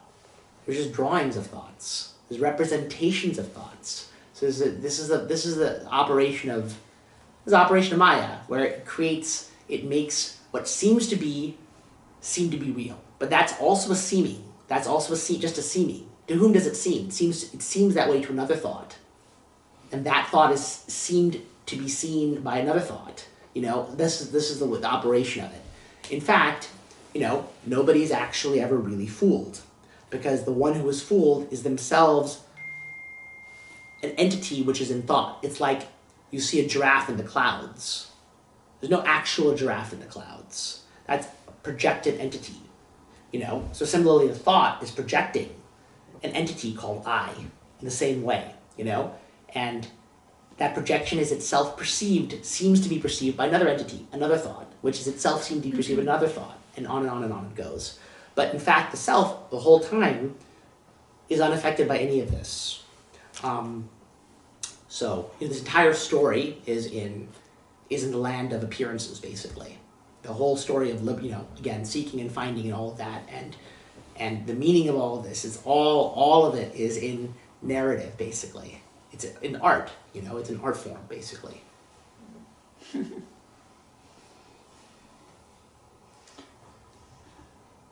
Questions so far? How has the practice? How's keeping the practice been during the session so far? Anyone have any comments on that? Has anyone been trying it? Only a little bit. Only a On little and bit. off, yeah. On and off, on and off. That's good. Better than nothing. Better than fully off. On and off. Yeah. On and off, on and off. So what's the resistance? The question is, so what's Forgetting. the resistance? Forgetting. Exactly.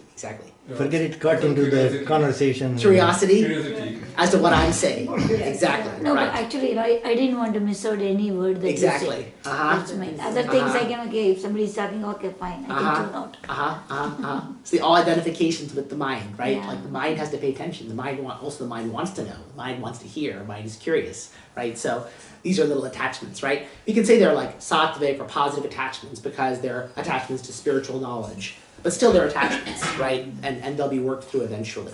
But just to notice Even that. that is leading to interesting that even the observer really asking, do I need to listen to this also to some extent, you know? Do I need to listen to whatever you are discussing? Well, whatever, right? Because you know, at one point these all becomes irrelevant. I mean, again, that's what I'm thinking. Again, that can be a constraint with respect to the mind. Again, that's also an idea, correct? Like, you know, whether it is relevant or not Sure. relevant, Yeah. whether it is going to be useful or not. Uh-huh. But when I'm in that observer mode, all this knowledge also required is Well, and the observer mode, do you mean inquiry mode? Is that what you mean? in the inquiry mode. In the inquiry mode, the knowledge is just a series of thoughts. So it's more important that you do the inquiry. So I mean, again, it's a crazy thought. Like, you know, why I'm listening then? Like, you know, why I'm even paying. Well, are you listening? You know, when you pursue the inquiry, the question is, are you in fact the one listening? Who are you in the situation? Are you really the listener? Yeah.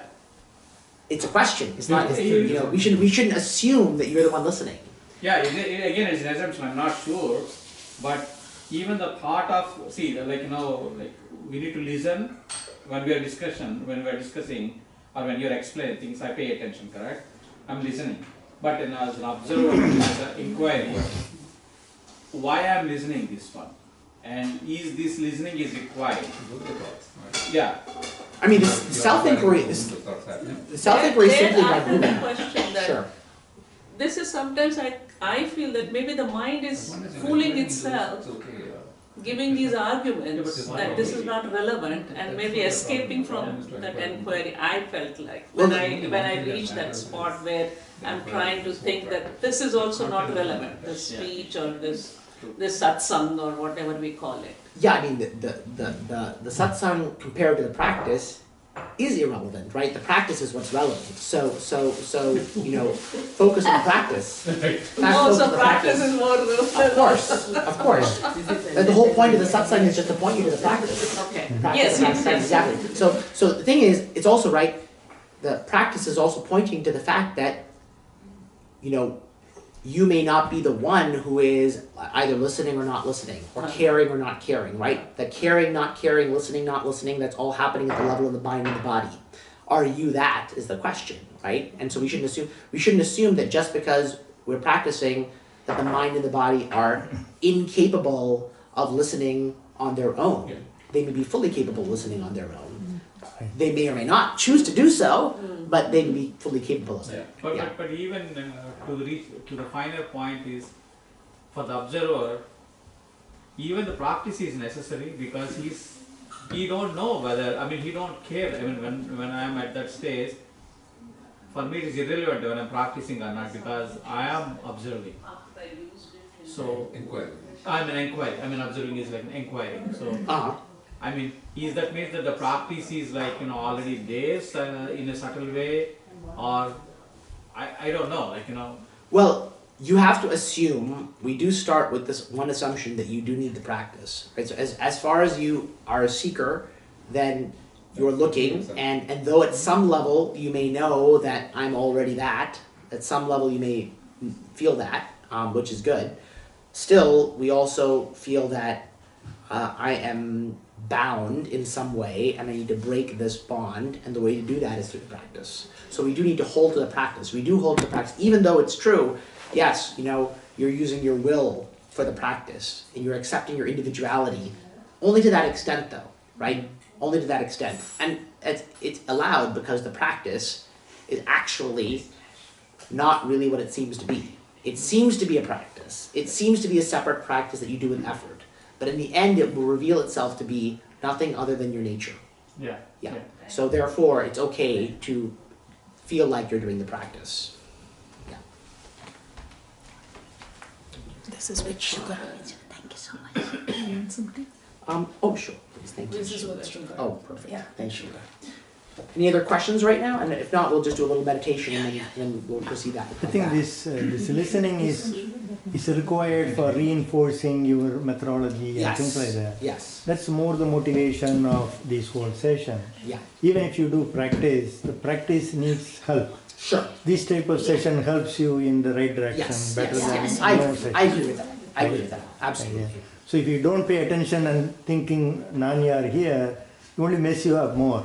Well, I mean, I think the truth is, right? No, you should pursue it because again, you can do nanyar and let the body and the mind handle listening to the practice. Some of the attraction is so much, it goes away. That's okay. That's what happens. It's not the worst thing in the world, right? So, you're right. This will reinforce it. So, second best to doing the practice is having your deliberate focus on the satsang. More on see, when I read back again Upadesharam, more on reflecting that again and again and again, that helps you focus in the right direction.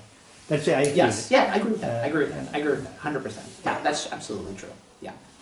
So with that, let's do 10 minutes meditation together. We'll start that. Let's do that again, even though we've already been doing it. Share their experience. Can I say? Please. I slightly went a different route today. I was thinking that, initially I start where is the I, whether inside or outside question. Once you go inside, then you forget about the body, so it's neither inside nor outside. That you can feel it also. And then if you go back into what Ramana has said, ahaminasabha jahodanteya paranam gunasat. So in order for it to feel the I, aham has to die or aham has to go away. What does it mean by that? Then I was going into what is a mind?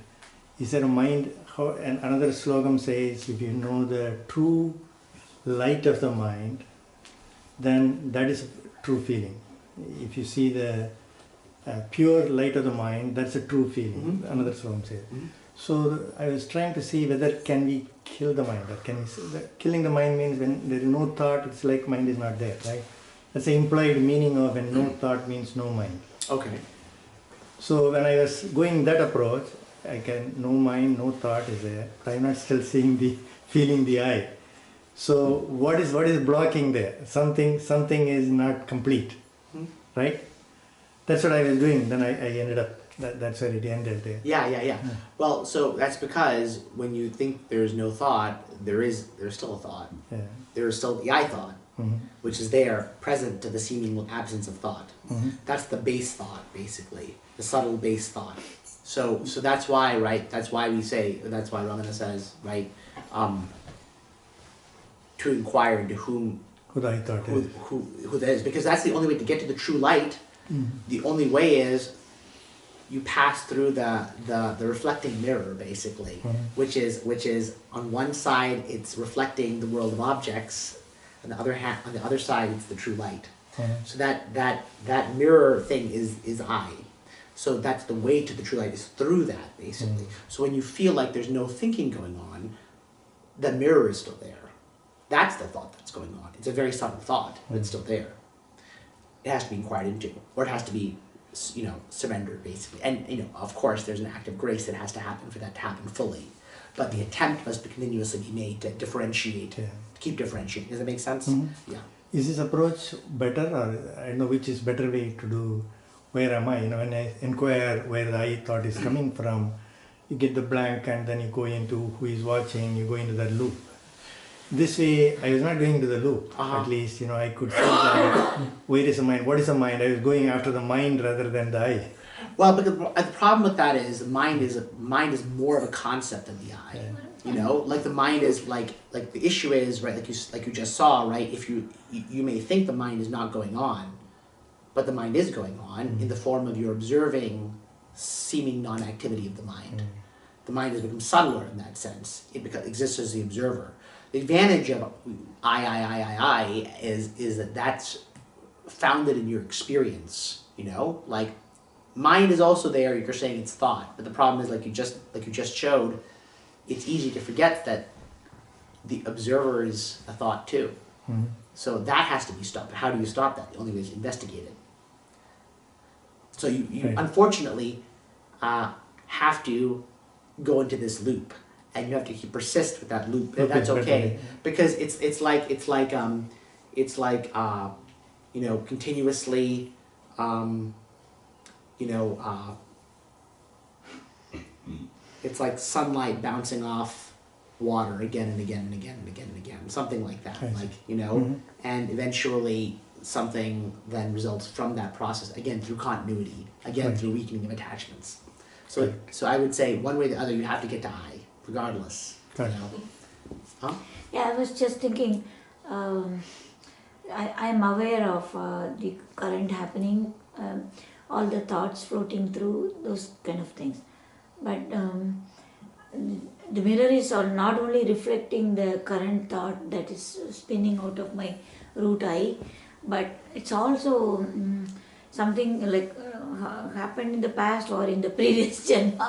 It's reflecting that also. Sure. That means I am aware of that also. So where am I witness? How am I witnessing those things also? It's unconditioned, like unprocessed thoughts, then hidden thoughts, Yes. or impressions from my previous thing, or Sure. something like that. So how then that means not only living with the thought that that awareness, but it's also aware of way beyond what I can perceive, kind of. So right, so into that awareness may stream thoughts that are from your unconscious, or perhaps even from past lives. We Past don't know. life, yeah. Maybe so. But regardless, right? It's not really an inquiry. We don't want to worry about like how that aspect may happen. We only want to worry about to whom it happens. Yeah, no, like I am in the process of finding the witness, Yeah, witness perfect. feeling, more feeling. Perfect. And in order to find the witness feeling, I want the characteristics of the witness feeling. And in order to do that, okay, how do I know? I know that Yes.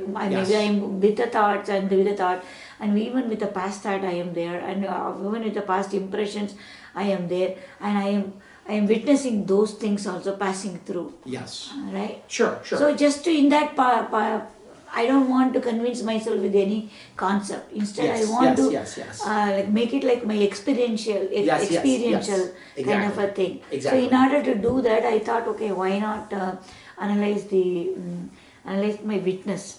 How am I witnessing lots of things? But when you say analyze the witness, or how you're witnessing, what do you mean by that analysis? Well, see, for example, now I am convinced that all the thoughts come from me, everything coming. The witness is the base root kind of a feeling. Okay. Right? It's base root for only the thoughts that are occurring now and current, and what is floating through my mind. But there are some things unconsciously, something floating through. Well, anything that floats through that you notice, okay, like wherever it comes from, we can say it comes from the unconscious, or we can say it comes from God. It doesn't really matter. As soon as you're aware of it, Yeah. it's then occurring to you. Yeah, that occurring to me, but Yeah. I want to go more into the witness feeling.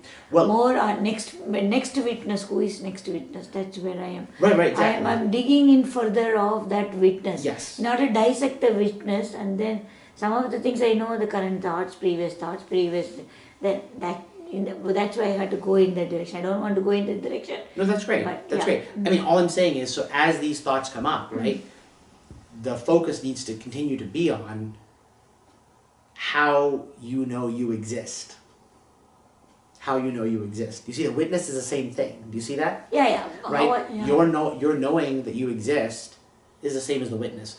I just don't want you to Deviate from there. Yeah. Exactly. So you know, whether the content of the thoughts, whatever they may be, whether they are of past lives or whether they're of something you're hearing right now, in both cases, they're occurring to you. Yes. And you are aware of them. That is, you know I exist. I am somehow aware of these thoughts. So that sense of I am awake, I'm aware, and I'm aware of these thoughts, whether they be thoughts of past lives or not, whatever thoughts they are, the same I is involved. That same I, there's the same I. So to not get misled by content, but recognize that the content is all of these are like reflections passing in, in a mirror or in a glass or something like that, right? And you're looking for the surface on which they're registering, or how you know that you're aware of them. Yeah, does that make sense? My point is that only. Yeah, okay. Good. And suddenly you see, for example, some anger comes, Sure. some hidden things which I have not even dealt with it for 30, 40 years comes up. Yeah. That means exactly. my system is aware of that. Yeah, sure. So I am understanding the awareness from that point of view. But that system, so all I'm saying, yes. So, I mean, it's interesting, right? You're illustrating what I was saying earlier, right? That this brings up attachments that are unconscious. Yeah. But I'm just pointing out the fact that your system is aware of it in some unconscious level. Yeah. We're not worried about how the unconscious knows things. Yeah. I mean, that's relevant from a psychological point of view. But from the inquiry point of view, what we were worried about is who the conscious observer is. So when the thoughts come up, you see, it's sort of in a way irrelevant from the standpoint of inquiry what the content of those thoughts is. Because the important thing is they're being experienced by you. So the you that's experiencing, the watcher of those thoughts, like it could be like you're watching TV, right? It doesn't matter whether the TV program is like a comedy or a drama or a war movie or whatever it is, right? News, it doesn't matter. Regardless, what we're wondering about is the status of the viewer, how the viewer knows they exist. Yeah. Does that make sense? Yeah. I want to go beyond that, the witness. No. Well, that's what in a way, purpose. what you're saying is you want to find the true witness. You want to find the true witness. Yeah. You see, because the idea is the sense that you're witnessing, right? What you should be trying to do is trying to grasp that with your attention, grasp that. Yeah.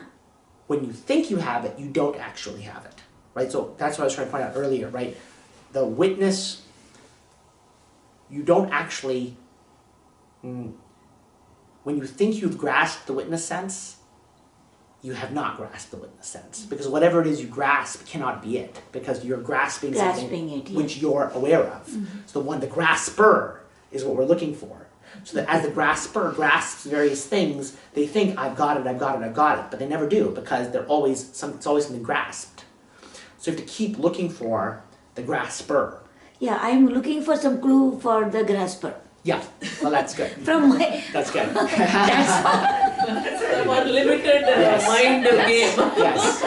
That's all I'm trying to say. Okay, I nailed down. Okay, all the thoughts are okay. It comes and goes. They are all there, and I was part of it, and I was gone, and I am there.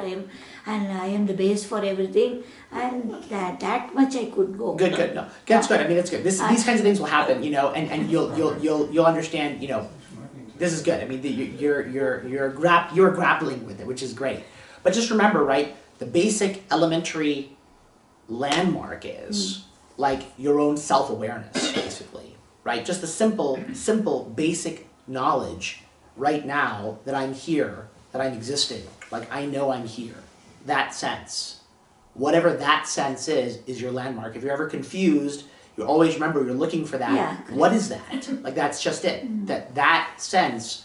Like how do I know that? What is that sense? Like can I touch that sense? Can I attend to that sense? Yeah. Can I find that sense? Where am I? Like where am I? This I, which is in contrast to whatever it is that I'm seeing or hearing or thinking or feeling, right? The I which is viewing that. Where is that I? Where am I? Where am I located? No, my direction, went to, where is the I which remembers? That's also. See, the I which hears, the I which sees, and then the I. These are all the same. Right, There's only one I. Yes, all the same So I. what I meant is various thoughts it's going through, and my intense hearing, intense keen observation, everything, it goes through, all these things are thoughts. So I'm isolating the I, right? But And then likewise I want to know, likewise the eye which remembers my other things. It's too. the same eye. Same It's eye. single same eye. In all cases, whatever the content is, it's the same single eye. Yeah. The same eye from the beginning to the end. Just keep that in mind.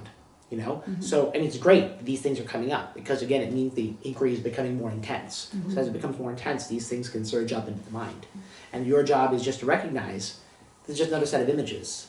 You know? Whatever it is. So who's aware of them? Who's aware of them? Who's aware of them? That. It's the same single eye. It doesn't change no matter what the content is. But I just don't want to be just saying with the words and convincing with the words. I want really like No, you should look. experiential. You know? You should look. That's what the experiential thing is. You're looking for your immediate sense of your own existence. That sense is not something which you need to like use logic to get to. Remember that, right? You know, if I ask you, are you awake right now?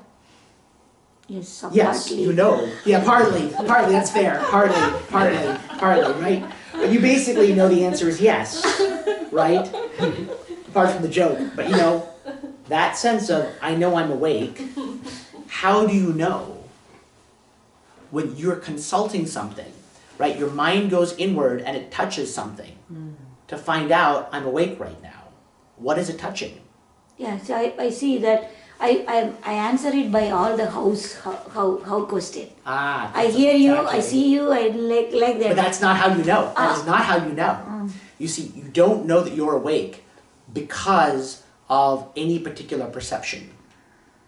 You know that you're awake prior to any particular perception, or at least simultaneous to.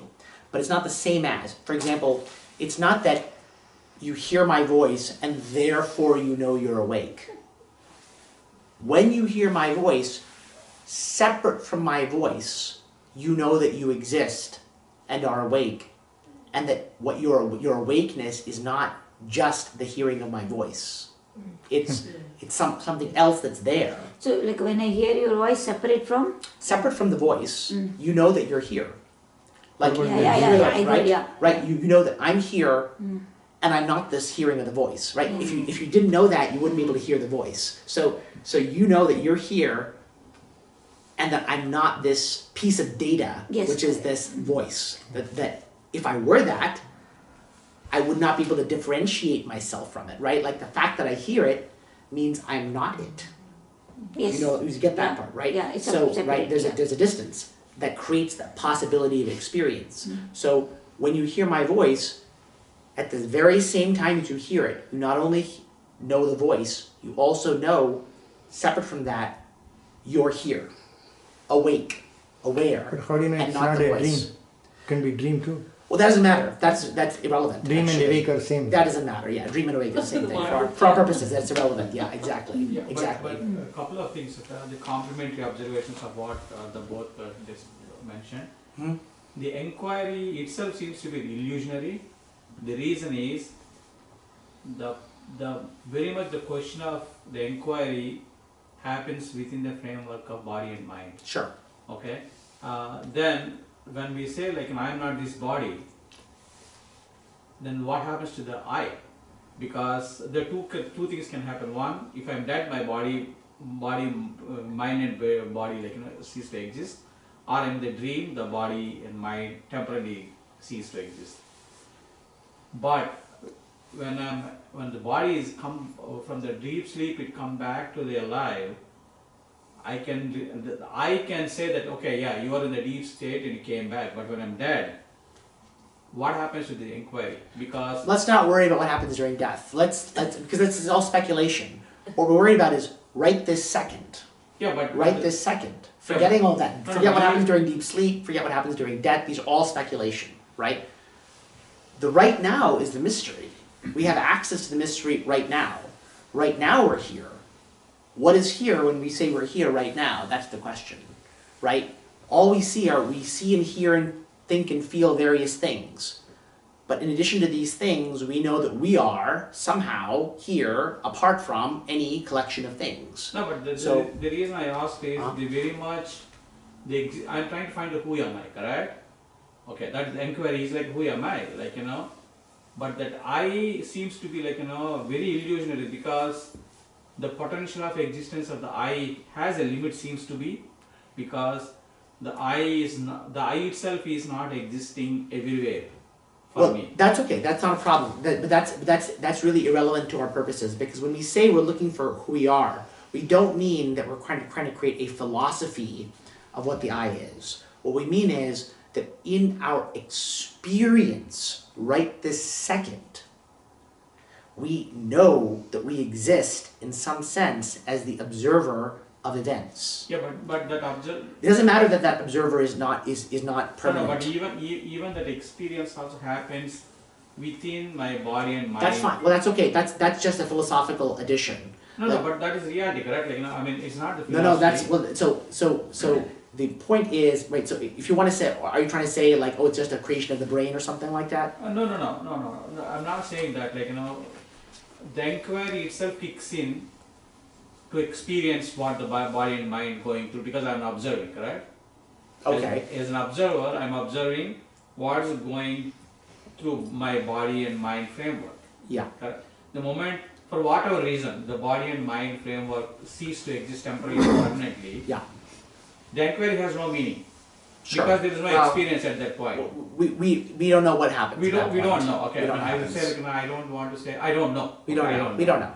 So then, when I don't know, what is the relevance for inquiry? Because there's a mystery right now. Forget what happens if the body and the mind are not here. No, but Let's start with the fact that body and the mind do seem to be here right now. So right now, in this situation, right now, there's a mystery. The mystery is that you seem to be experiencing stuff. Yeah, but when I'm not this body and mind, okay, as an observer, say for example in the last 10 days, I'm in 3 different places, okay. As an observer, these 3 are irrelevant for me. Where physically wherever I am, it doesn't, because the experiences in 3 different places still I can observe. Okay. Okay. But the moment, like, when I'm in the sleep, the inquiry seems to be temporarily ceases, correct? Okay. So when I awake, how it is relevant for me? Like, again, it's an experience. Again, I mean, Because basically, it is not right leading now me to it doesn't matter. It doesn't matter. You see, the point is right now there's still a mystery, and if you want to take it, why are we seeking this way? Because the sages tell us that this is an important thing to seek. That's why. But basically, the truth is, right? Though you're right, the waking sense of observership only seems to exist during the waking state. This is nevertheless the key to understanding everything, because this is the heart of the illusion of all the mysteries, generally speaking. No, but for me maybe like I'm ignorant, but very much the root of even inquiry doesn't make any sense to me at this point. The reason is, what is there beyond that? Okay, because you'll see if you inquire. You don't even know what the observer is. So you're assuming that you know what it is and there's nothing beyond it, or couldn't be anything beyond it, or you couldn't know what was anything beyond it, right? You're assuming away the issue.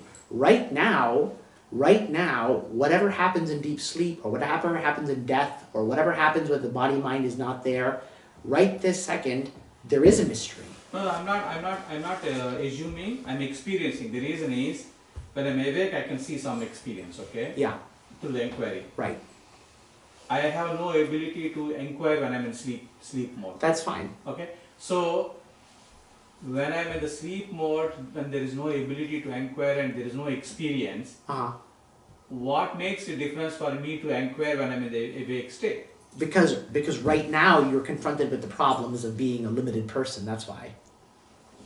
I mean, look, no one is saying you have to do it. If you don't want to do it, don't do it. No, I just want to I'm go just beyond saying, it. the point is, right now, the issues that you're experiencing as an individual in terms of wanting to know the truth or wanting to end suffering, right? These are the motivations of a seeker, right? So they're here now. And the sages say, this is the key to understanding those issues. No, but from the suffering point of view, as an observer, I'm not suffering, because I'm able to differentiate what I am and the body, okay? For example, like, I can extrapolate a little bit. all these suffering and dukkha and all these things exist as long as the body mind frame exists from birth to death.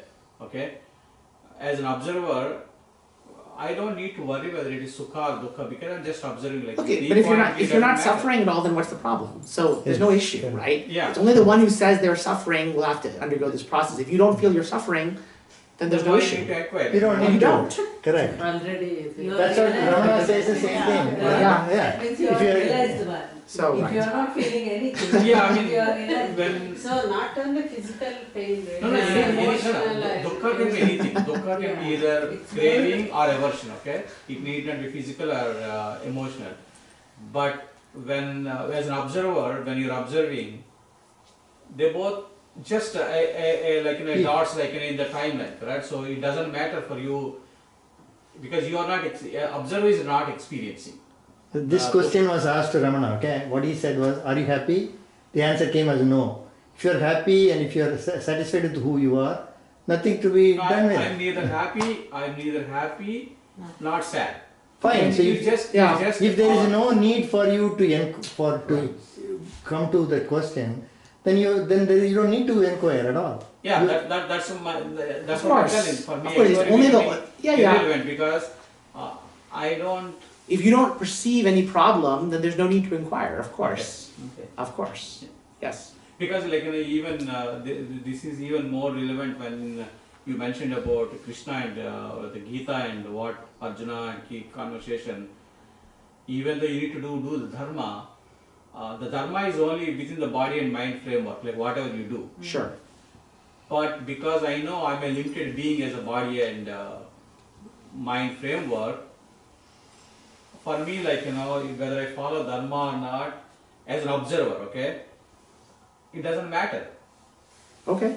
Great. I mean, I'm not disagreeing with you. So then, what I'm inquiring here? I don't know. It's only for the one who seems to want the truth or an end to suffering. If you don't feel if you don't feel like there's any truth that you need to find, or there's any suffering you need to overcome, then there's no particular reason to do this. See, for me, I don't want to put that word truth, but what I'm seeing is there is no difference between sukha and dukkha.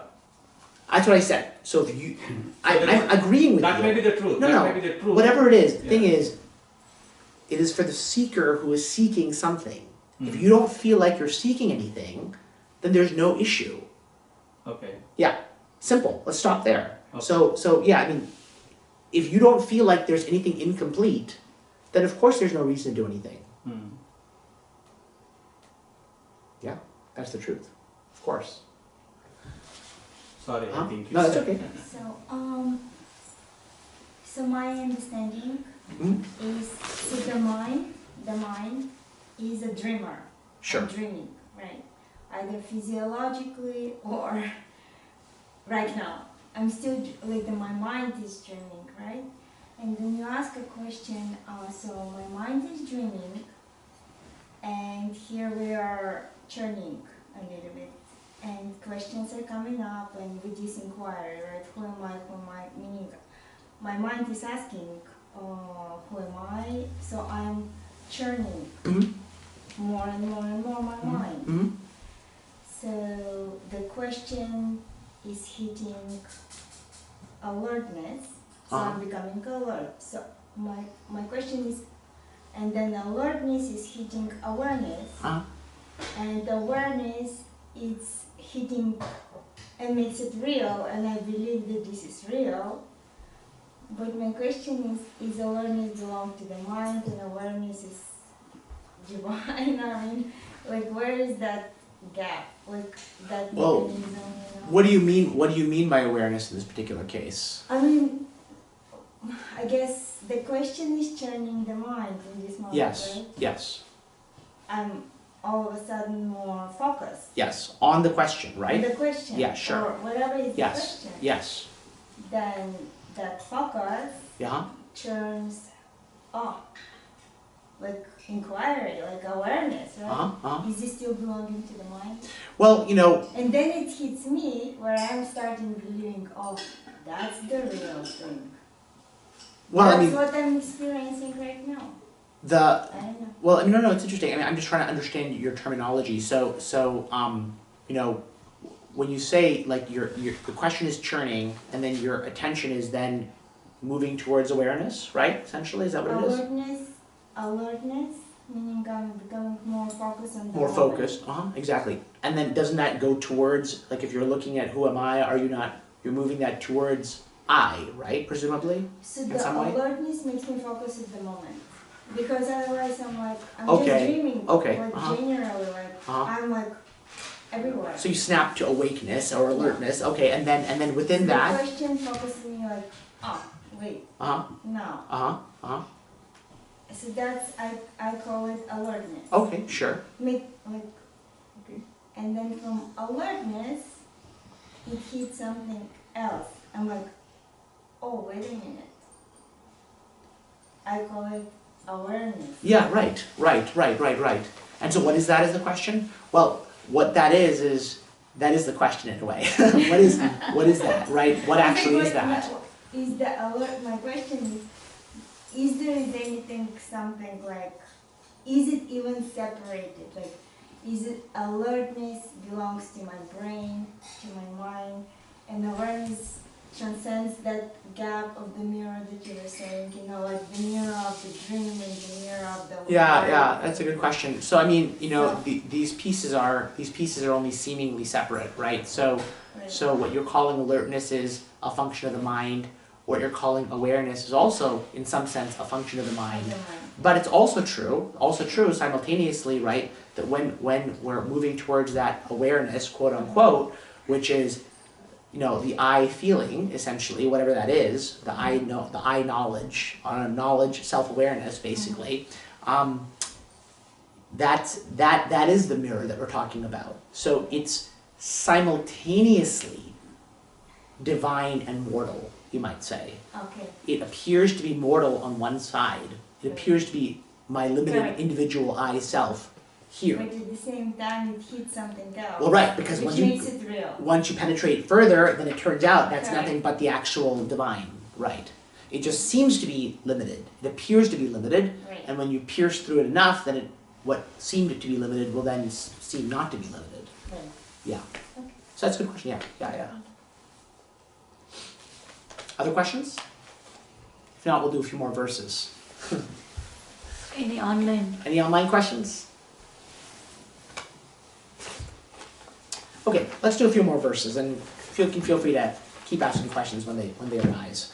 So let's see here. 31. I think we covered this a day or two ago, but I'll cover it again. As the movement of the cart, its standing still, and its being unyoked, are to the passenger asleep in the cart, even so are action, contemplation, and sleep to the sage asleep in the cart of his body. So the idea is that when one is immersed in inquiry or surrender, that the actions of the body and the mind are effectively like they might as well not exist. Though they may be said to be happening from an external point of view, but to the one whose focus is inward, they might as well not exist in some sense. So this is giving an analogy, you know.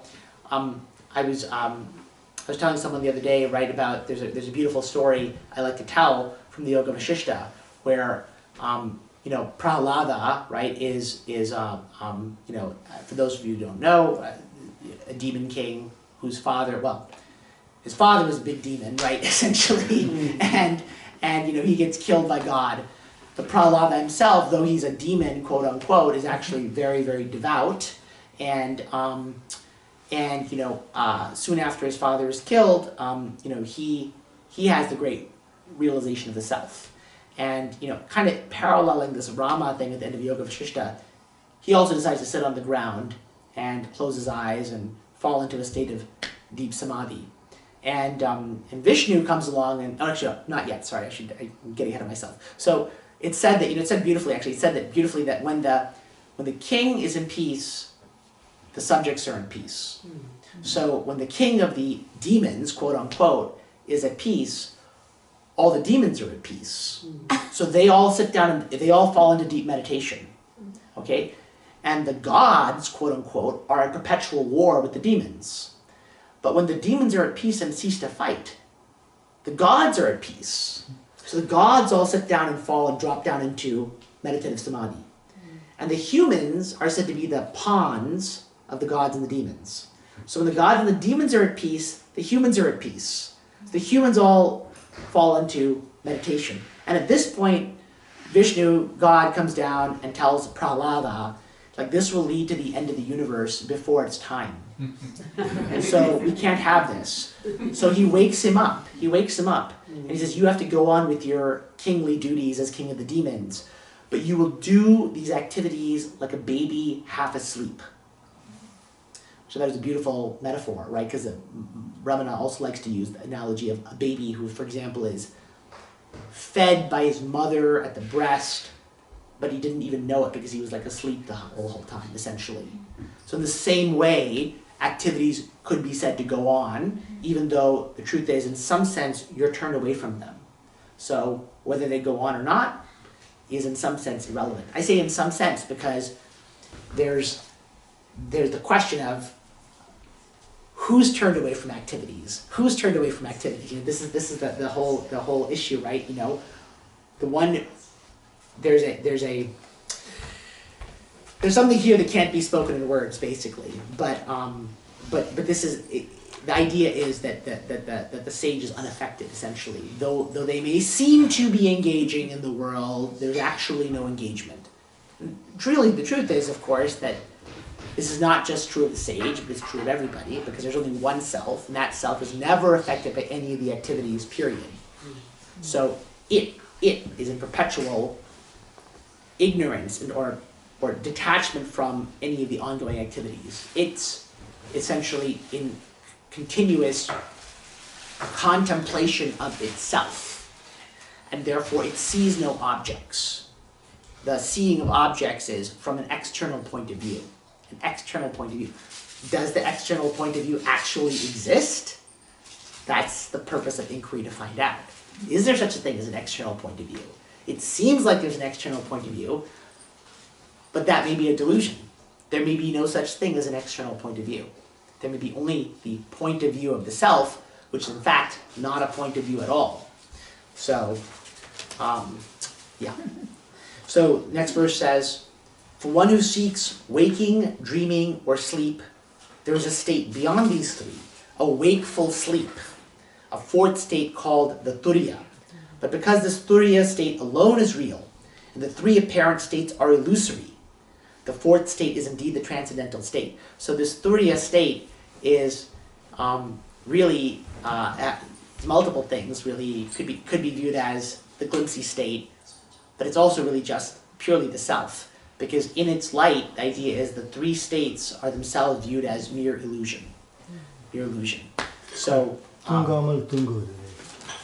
Tungamal Tungudu means you're awake, but you're sleeping. Yes, exactly. So I was saying this earlier to some people that the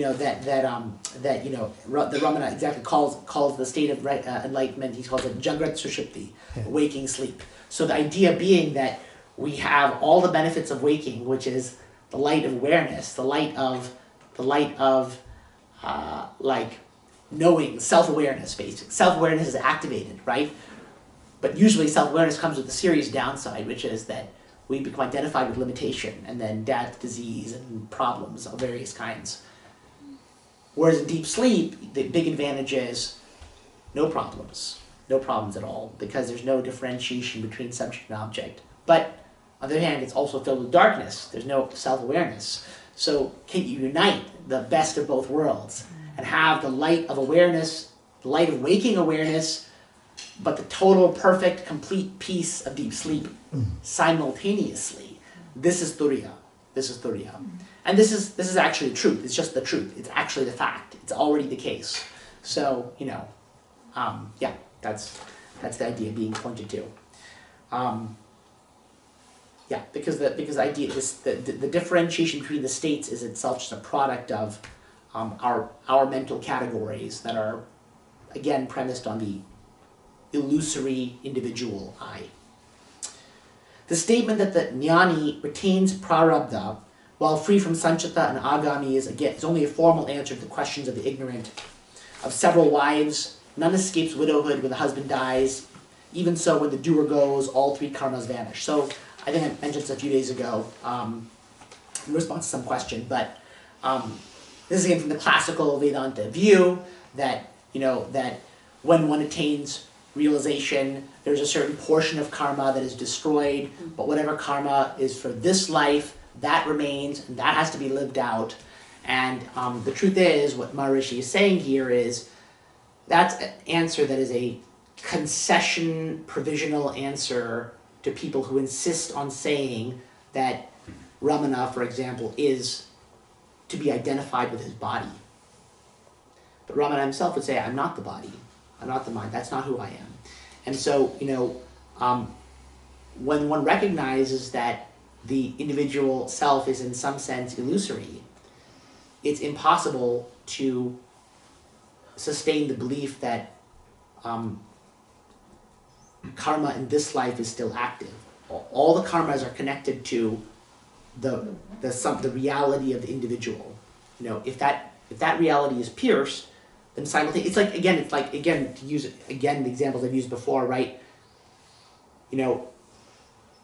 If you're reading a novel and you forget that it's a novel, you read a novel and you're forgetting that it's a novel and you think it's real, right? When you sort of startle awake and you remember that it's just a novel, there's no actual person who has lived through any of these events. And even if there are still pages in the book to go, there's no actual person who's going to experience the remainder of the book, because there's no actual person who has experienced any portion of the book, because there's no actual person in the book. The book is a container of words. It's literally ink on a page. There's no person in there. This is very analogous to what is going on in the mind. There's no person here. There's no person here. So there's no person who experienced a while ago. There's no person who experienced the past life. And there's really no person, technically speaking, that's experiencing this life. So all such ideas are all fictional. They all simultaneously are seen through, is what he's trying to say. So the karma theory is irrelevant for the I. I mean, it's ultimately irrelevant. You could, correct. That's exactly right. Karma theory is ultimately irrelevant. Bhagavan always go to the Advaita now and then, correct? Yeah, sure. You can use these views to work under certain circumstances with certain people or with yourself, right? Because there's different viewpoints, and we have to understand that some of the different viewpoints are useful for a certain while or in certain circumstances. But the ultimate truth is that karma is unreal, you could say, because our ordinary conception of life is unreal. It's not what we think it is, basically. Yeah. Can we say that just like Newton's laws were provisional until quantum mechanics came along? Yeah, that's a nice metaphor. Yeah, I like that. Yeah, exactly. So under certain conditions, every metaphor has its limits, but sure, exactly. Under certain conditions or under certain contexts or under certain discourses, under certain discourses we speak in certain terms, we should recognize those discourses have limitations. So, in certain contexts, sure, you can use karma. Yeah, but as an observer, there are no limitations. When you're observing, the limitations and all these constraints are irrelevant, correct? You're just observing. Sure. So from that context, all these karma and all these things are irrelevant because you're just observing. The body is going through the karma, and even that's also can be illusionary. Sure. Because you're just observing. Yeah, exactly. If you feel you're just observing, then it's irrelevant for your purposes, correct?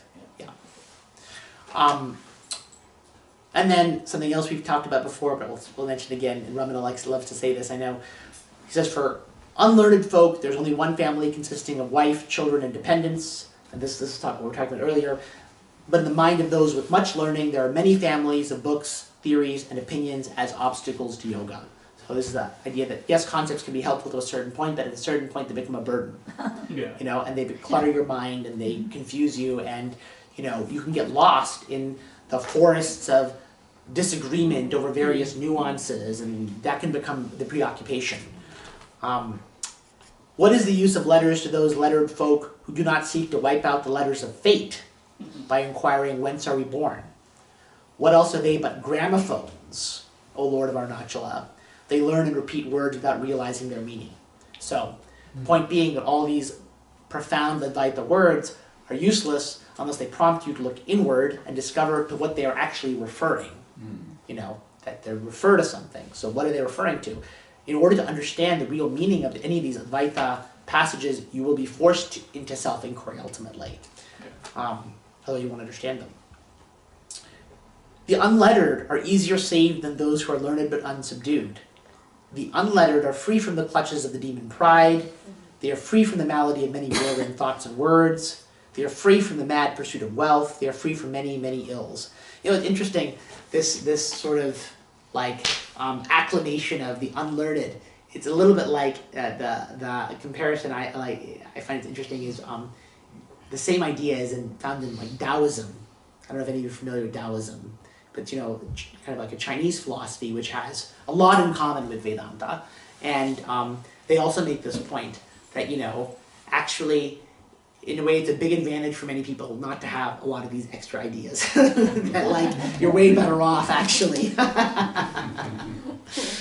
So, it's funny.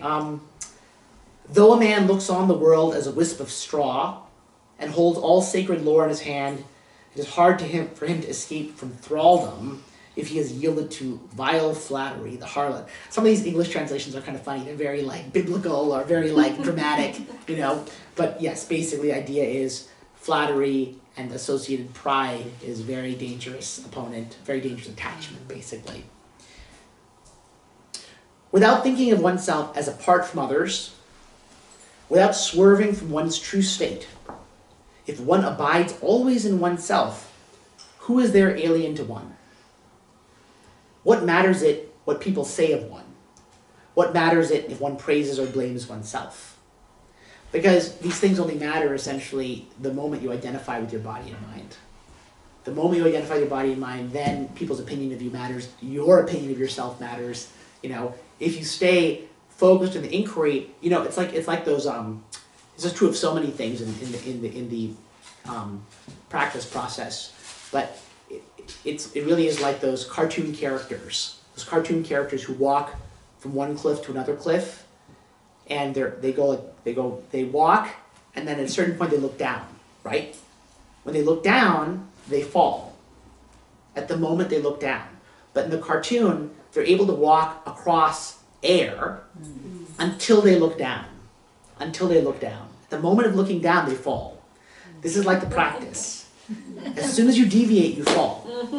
That's what it is. But if you just hold to the practice, you can walk across air, so to say. Okay. But this is the same with asanas. Is that right? For example, you know, because we don't know how to walk on our hands in life, right? But in yoga we do. So the first principle of arm balance, never look down.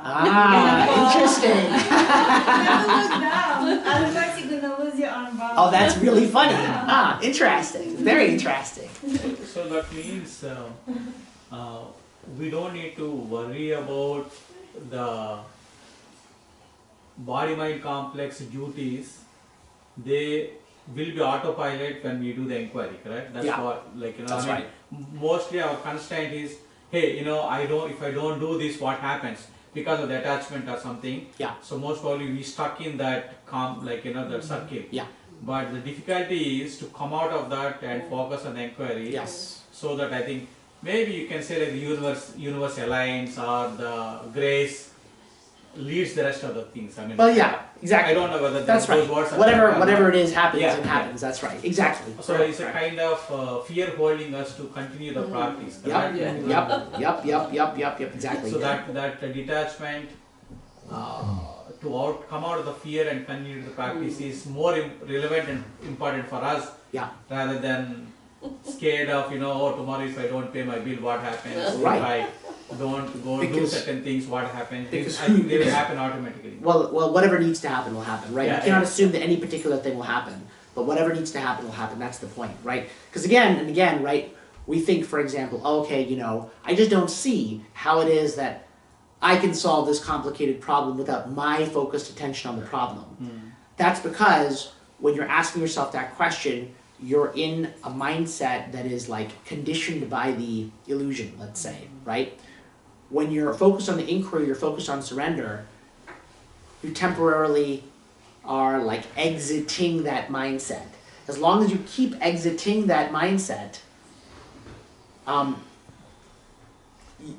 you won't have this question about how that occurs. Like that occurs only when you deviate from the practice, and then you identify with your body and mind, and then you identify with the question that needs to be solved and the problem that needs your attention, and then it becomes impossible for you to conceive of how it could possibly happen without you. It just seems impossible, right? So that's all from deviation, right? Whereas the reality is if you keep asking yourself, well, who's worried about this, and who thinks that they need to be focused on this, right? Like, then and only then magic happens. The moment you look back to see, did it happen correctly? Did it happen correctly? Now you've exited the practice again, right? You have stories about this, so much mythology, you have people who go to the Greek mythology. You have someone who's lost his wife to the lord of the underworld, and he's permitted to go back and try to retrieve her, but the condition is that she will follow 3 steps behind him, okay? And until he comes to the surface out of the underworld, he should not look back. He should not look back. But of course, obviously, at some point he can't hear her footsteps anymore, and he's worried that she isn't following him, and of course he looks back, and of course she's gone forever, right? This is what happens, right? The same thing is in the Bible somewhere, where, there's a city that's being destroyed, and, there's a couple that's being permitted to leave, but God says, okay, you can leave, but don't look back. Don't look back. And obviously, one of them looks back, and she turns into a pillar of salt. So it's all an illustration of the same thing. So there's some magic that happens but you cannot be permitted to see that magic happening. You can't be expected. You cannot look at that. You cannot look at that. You can't. It's just like trying. It's like someone who says, "I want to fall asleep, but I want to notice myself when I fall asleep." Like, good luck. That's what it is, right? You can't. You can't. I've been trying to do that for quite a while. But it's always illusory. It's the same thing. It's the same thing. So 2 more verses. So 39 says, "Keep Advaita within the heart. Do not ever carry it into action. Even if you apply it to all the 3 worlds, O son, it is not to be applied to the guru." Very convenient. but it's in a way, right? Advaita is not really a matter of action at all. Yeah. Advaita is precisely a matter of turning the attention, so that action or inaction become not my concern. That's the point. It's not an action philosophy. You're not the one who's deciding. You're not the decider. So you needn't concern yourself with the decisions.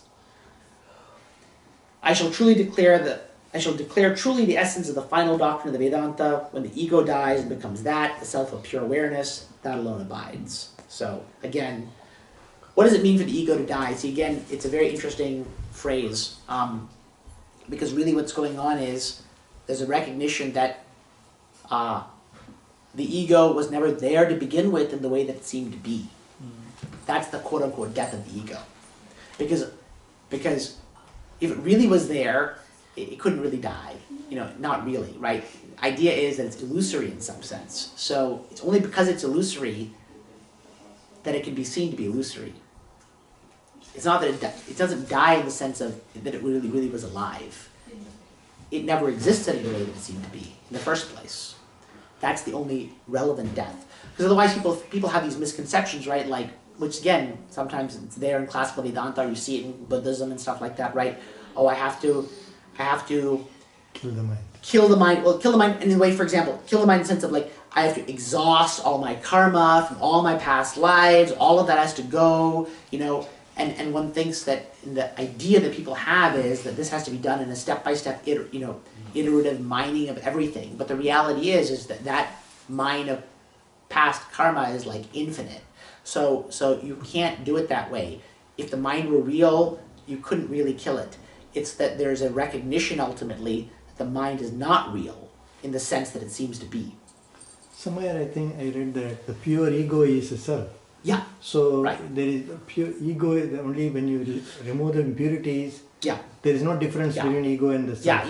True. Yeah, exactly. Because it's like saying, because the ego, is really ego being technically the identification. The chitta granthi, as you were saying the other day, right? The chitta granthi is the knot between the chit, which is the awareness, and the jada, which is the body or the insentient part, right? There's a false identification between the two.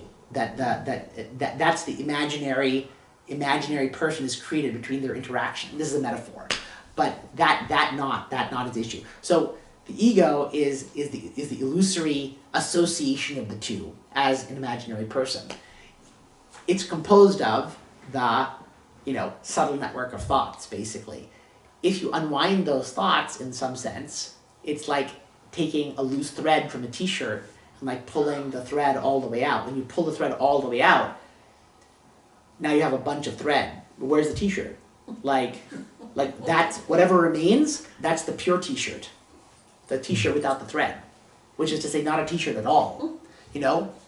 That's what it is. So pure ego, pure intellect, these pure ideas are like, in a way, they take the normal word and they almost stand it on its head. Speaking of asanas, they like it's almost the opposite meaning in a way, because ego is created by this like friction of thoughts. If those thoughts are stilled in some profound sense, then what remains, like you can call it a pure ego. You can also just call it the self, because it's pure ego. Pure ego. It is stated in somewhere, I read that. That's why. Yeah, exactly. It is. Bhagavan himself has stated this in one of the explanations. It is, of course. Exactly. No, of course, it is. That's why it's that two-faced thing, right? In association with thoughts of identification, the I is considered the ego. Stripped of those identificatory thoughts, I is nothing but the self.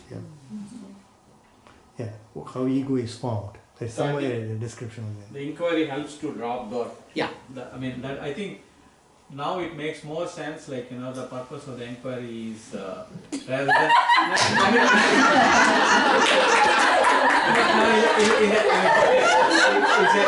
It's a right conclusion at the point. But the reason I'm telling you is I'm trying to find out the inquiry to find who am I, not generally not to find who am I, in the sense that the thought is that it is relating to the physical thing who am I, but rather than figuring out the real I without any of these things. Yeah, exactly. So 100%. that makes more sense rather than. I'm glad it makes sense to you finally. No, it's good. You need to.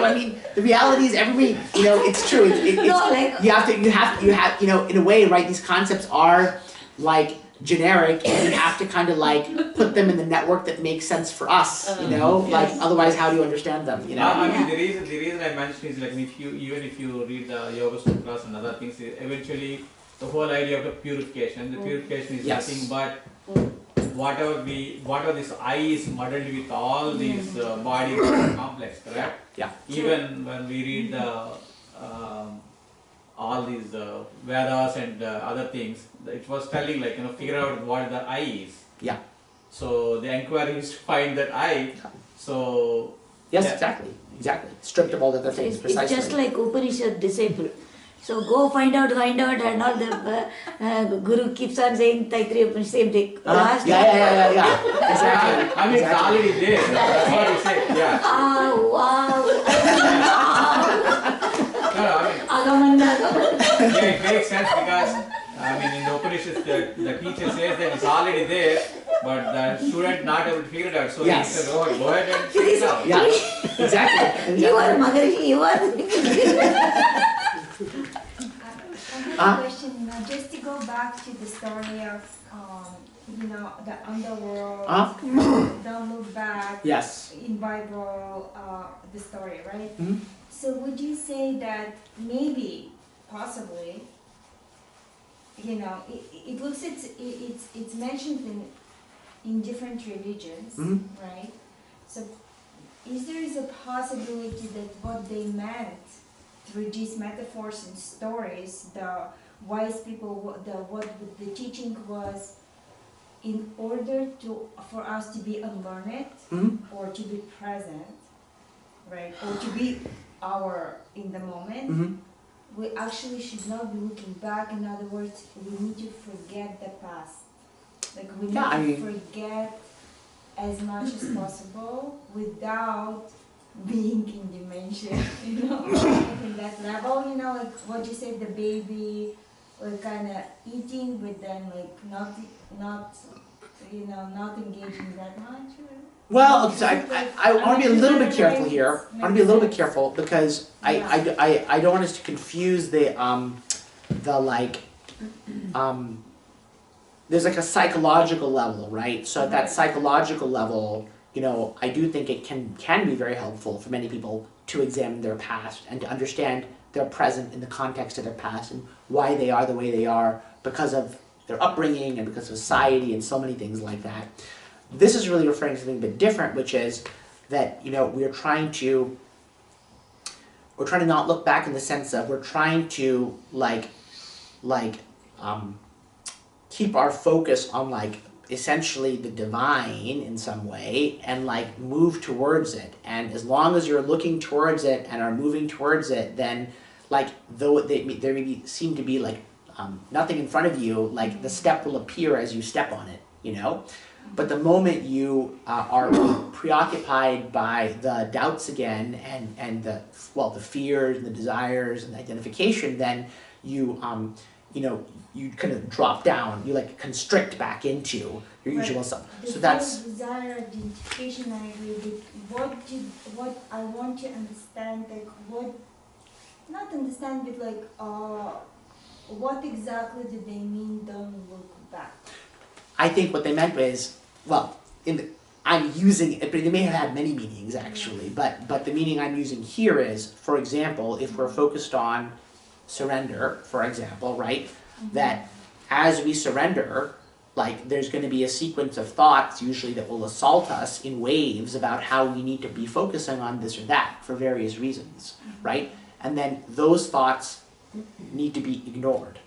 And then, for example, let's say, for example, I take a concrete example, like you think there's some piece of work that needs to be done. But if you're practicing surrender, you say, well, this is just a thought that occurs to me, that some work needs to be done. I have nothing to do with this thought. I'm just going to relax my willpower and ignore it and let the body and the mind do what they will. And then 3 seconds later, it might be like, well, my body and the mind haven't started yet. Like, what's going on here? Like, that's another thought. That thought also has to be ignored. And then 5 seconds after that, again, to be like, yeah, but I really haven't started. Like, this is due by 9:30. I haven't even begun. Like, and that also has to be ignored, right? So as long as you keep ignoring that process, ignoring, well, then things will magically happen, whatever they may be, right? The moment we're ready for that result. Well, exactly. The moment we start to take seriously any of these questions, but I must insist that it happen right now. Or like the moment we're insisting that the thought is real, like, you know, and we're like, okay, I'm going to surrender, but I insist, but it's already been an hour and I haven't started, right? You see that? Like that at that point, once you start taking the reality of it, then you leave the practice. So I leave the practice. you leave the practice. We're saying don't leave the practice. So stay with the practice, right? And as you stay and stay and stay, right, you keep subjecting the thoughts, and then eventually something happens one way or the other. But the thing is, the moment you become concerned about it, the moment you allow yourself really to identify with the concern about it, meaning that you lose the separation that the practice is giving you, the space the practice is creating, you know, then you fall. That's the idea. That something can happen magically, quote unquote, only if you're not expecting it, you aren't concerned about it, and you haven't left the practice, and you aren't checking on it. You know, then in retrospect, you might say much later, oh, well, something happened. Yeah. Something happened. But it could also be that it may not happen. It also may not happen. It also may not like happen. Absolutely, 100% correct. It also may not happen. So I don't want to say that everything's going to go well. I just mean that something will happen. It may not be what you expected, but something will happen. That's for sure. That's what. Yeah, That's like sure. in the morning, no, like I just say, I'm not going to do elaborate puja today. I need to go with Akilesh, you know. Yeah. I'm not doing it. And I went, then Okay, I was preparing to go out and all. The moment I went to see the light the lamp or something, and I started doing my puja. Automatically, very nth moment, I did everything. Yeah, exactly. That happens. I said, even though I forced myself, okay, I am not doing it, I ignore. Yes, But then finally, just before stepping out, I am just doing Suddenly you're doing it. Exactly, that's how it goes. Suddenly, if you're meant to do something, you may think you're ignoring it or surrendering it, etc. But if it's meant to be done, it will seize your body and the mind and it will make itself done. Yeah. In fact, that's the fact, right? Again, right? People are afraid they'll just sit on the road and a car will run them over because they're surrendering. But you just try that and see what happens. Because most likely you'll jump out of the way. I can't guarantee it, but I'm pretty sure. Some impulse will make you do. Yes, because you won't be able to take it seriously. You will find before you know it, you'll have jumped out of the way. Yeah, jump on it and ask your habit or whatever you call it. Exactly. It's a self-doubt, basically. Huh? It's a self-doubt. Like It's self-doubt that's dragging you down, precisely. So, because when you're in that mode of identification, your mind is not free. Is not free to do its thing in its own way. There's something that's acting as a barrier, essentially. Yeah. So let's do this. Let's do one last 10-minute meditation together. Yeah, and then we'll take final questions and then call it a night.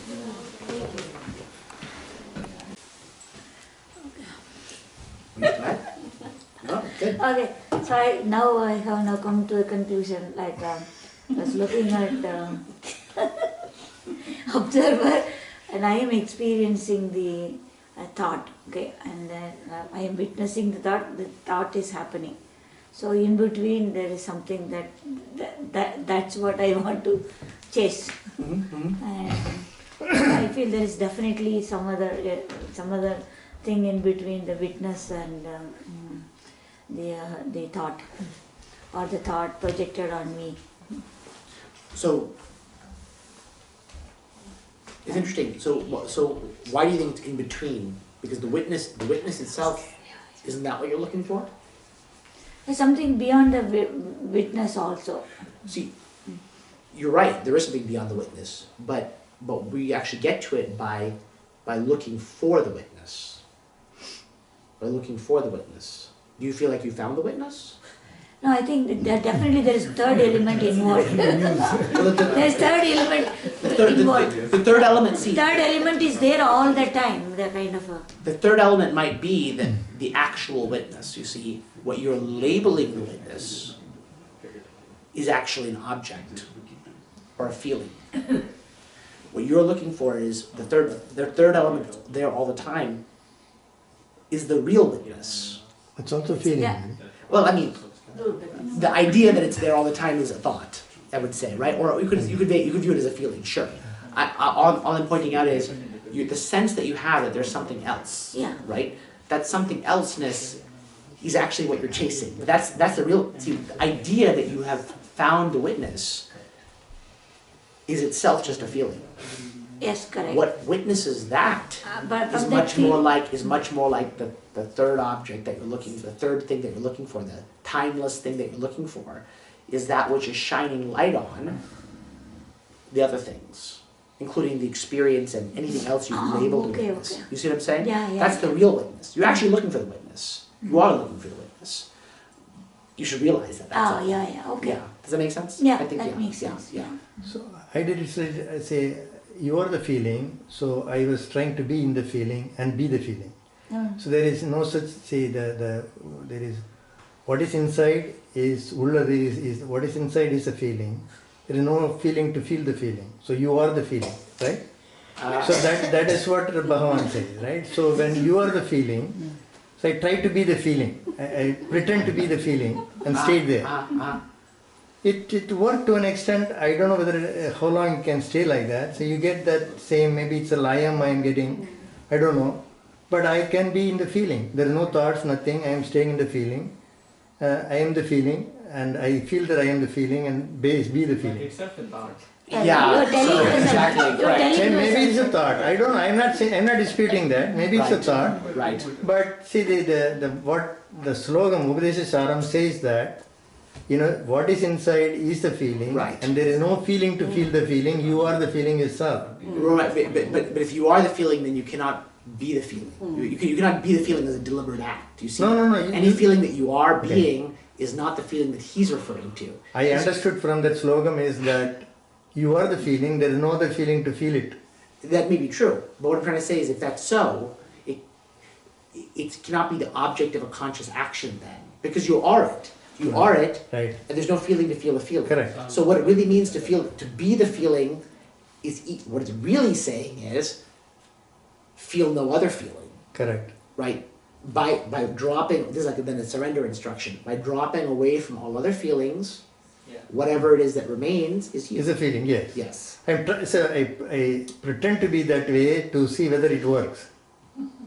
I mean, yeah, it's That's a good part, okay? Right. I'm not disputing that. I agree. No. No, but the whole idea is No, the practice itself is also a thought. Yeah. You know, all I'm saying is from. So I mean, yeah, I mean, it's you could view that as one. I have tried that before. It seems to be actually, you know, tried a number of different ways of going there. This is one of the ways. Sure. That's what I am just saying. So Sure. you can sit on there for quite a while. I can sit on it for minutes. And Yeah. But it could become layam. I'm worried that I am sitting in a layam. Yes, well, that's what. Well, it might be. Yeah, because what the it is that you're sitting in. So when you say I'm sitting in it, Yes. immediately. It means ulladu.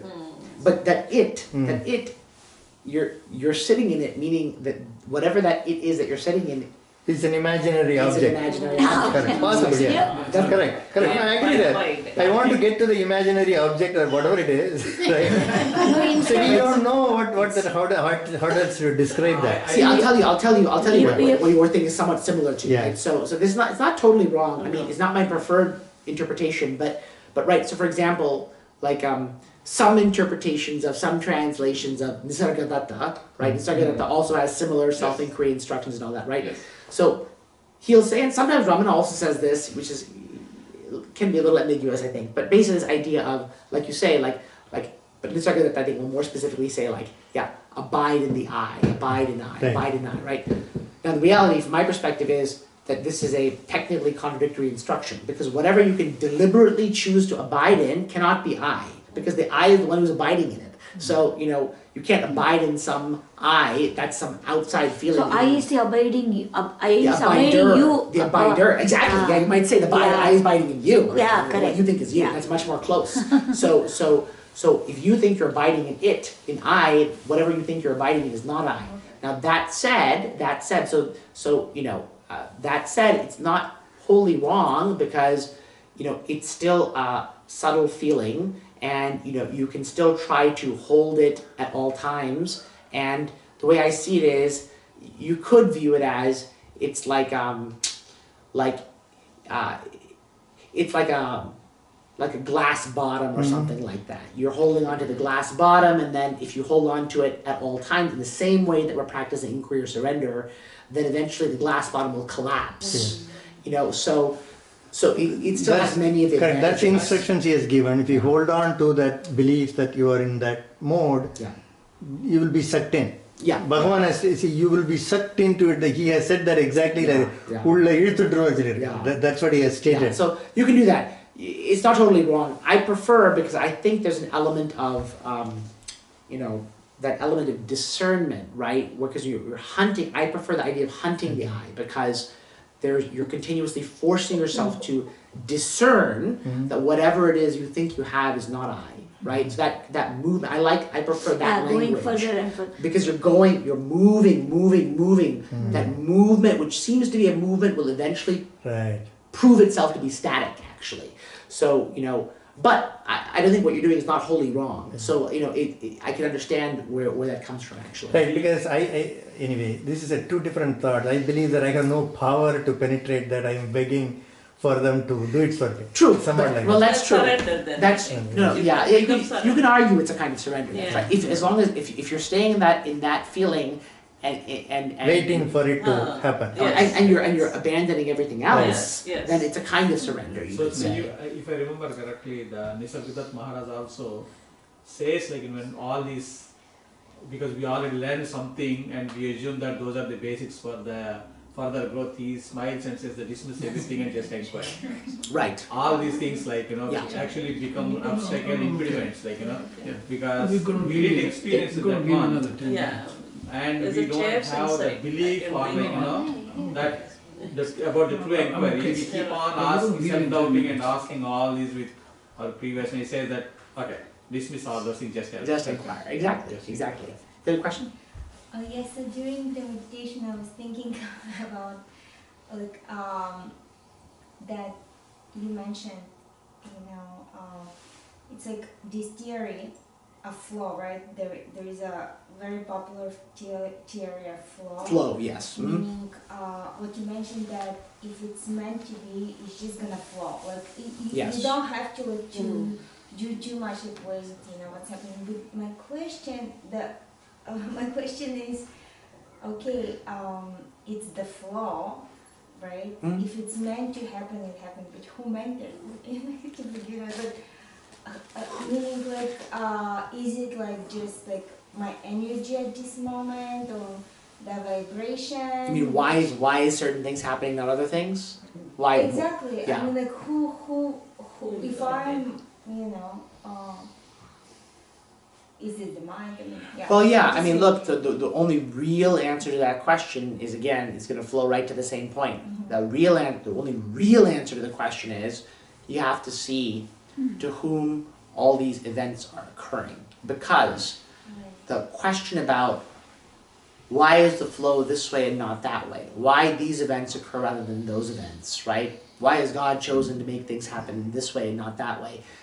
All these kinds of questions, they're all standing like, 10,000 elephants on like a single needle, and that needle is the identification with the individual I. So when that is penetrated in some sense, you're going to see that the other questions that are stacked on top of it, they don't actually have the meaning that they seem to have. It's not what I'm giving you is not a direct answer to the question. I'm saying that the question, though it seems like it's meaningful, is actually not meaningful in the way that it seems. Yeah. It doesn't matter. Well, I'm saying, for example, right, we're questioning in some sense, are things happening? For example, are you here right now in this room? Are you actually hearing my voice at all? Like, we assume the answer is, of course we are. But that may not be exactly true. So it's only when we take the common sense view that of course events are happening, then we ask the question about why these events, why not those events, how does the whole mechanism work? Okay, understood. So basically, I have a choice. Do I want to exert? Do I don't want to exert? Do I want to this? Do I want to that? You seem to have a choice like that. Like Is that. there a real choice? It's an interesting question. Yeah, and is it better or not? Like you said, Right. Yeah. You seem to have that choice, but you may not actually have that choice. No, but I will give an I example. may not have that choice, you say. Yeah, it may It seem to you depends. that you have that decision, but actually maybe you don't. Yeah, I will give an example for that. Why is that? Because, well, again, that why is coming from your belief that things are actually real. Okay, then. Yeah. No, I will give you an example, okay? So for this particular satsang, we have 100 people in the group, okay? 15 are here, okay? We think that we have a choice to attend, and others think that they have a choice to not attend. But what making that choice to drive, I don't know. Sure. I mean, at 4 o'clock I can come, I don't need to come. But what made me to come, I don't know. Right. But I'm under the impression that I made a choice. Sure. But others also have the choice to come. They didn't come. Right. But we can give a statement that, hey, I'm busy. We can give whatever the reason to either way, to attend or not attend. But I don't know what makes that decision I don't know. That's it. Right. But she's asking what is the reason for the decision, and I'm saying ultimately you can give various kinds of reasons, right? You know, in Hinduism, there's karma theory, there's God theory, there's other theories. You can give psychological theories. You can say the whole history of the universe has conspired to make it that you attended and someone else did not attend. But actually, none of these are really a fully satisfying explanation. And the only really satisfying explanation is to question the premise in the first place. Because who is it that's saying that this event is happening right now?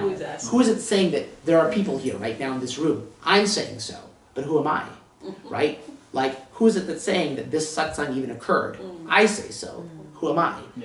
This turns out only when we say there are things, people, events, happenings, time, space, right? Then we can ask questions about why are they the way they are.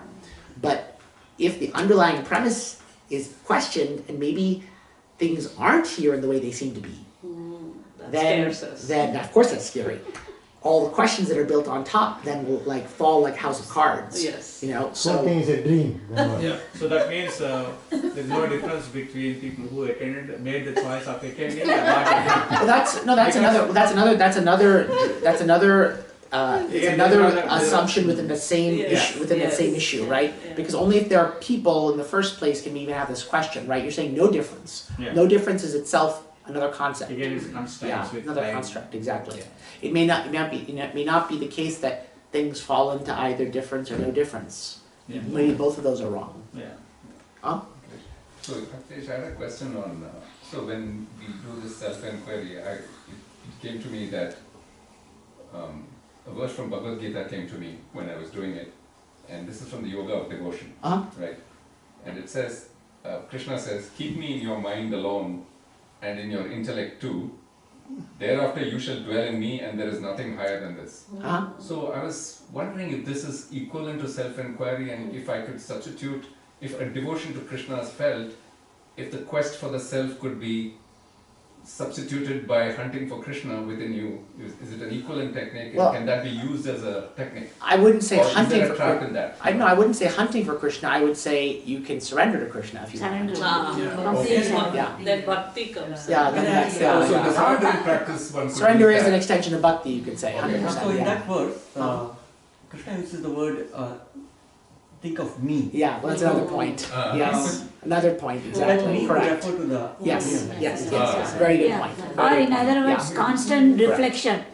Constant reflection, me- intensity, all those things are the same. Because actually that's the point, right? Krishna is in fact nothing other than the self. Yeah. So we are seeking Krishna when we seek Yeah. I, actually, is the truth. Reflection. But yes, if you want to surrender, you can surrender. Of course you can. Bhakti, you can surrender to Krishna, no Yeah. problem. You just do exactly the same surrender instruction and view yourself as, I'm just giving it all up to Krishna. Any other questions online? Anything? Online, anybody's there. Online is very quiet today. Very quiet. Very Perhaps quiet. you're all deep in Don't know contemplation. How many people are there? 8 or something. All right, so if there are no other further questions, we will just call it a night. Thank you all so much for attending. Thank you so much. And- Thank you.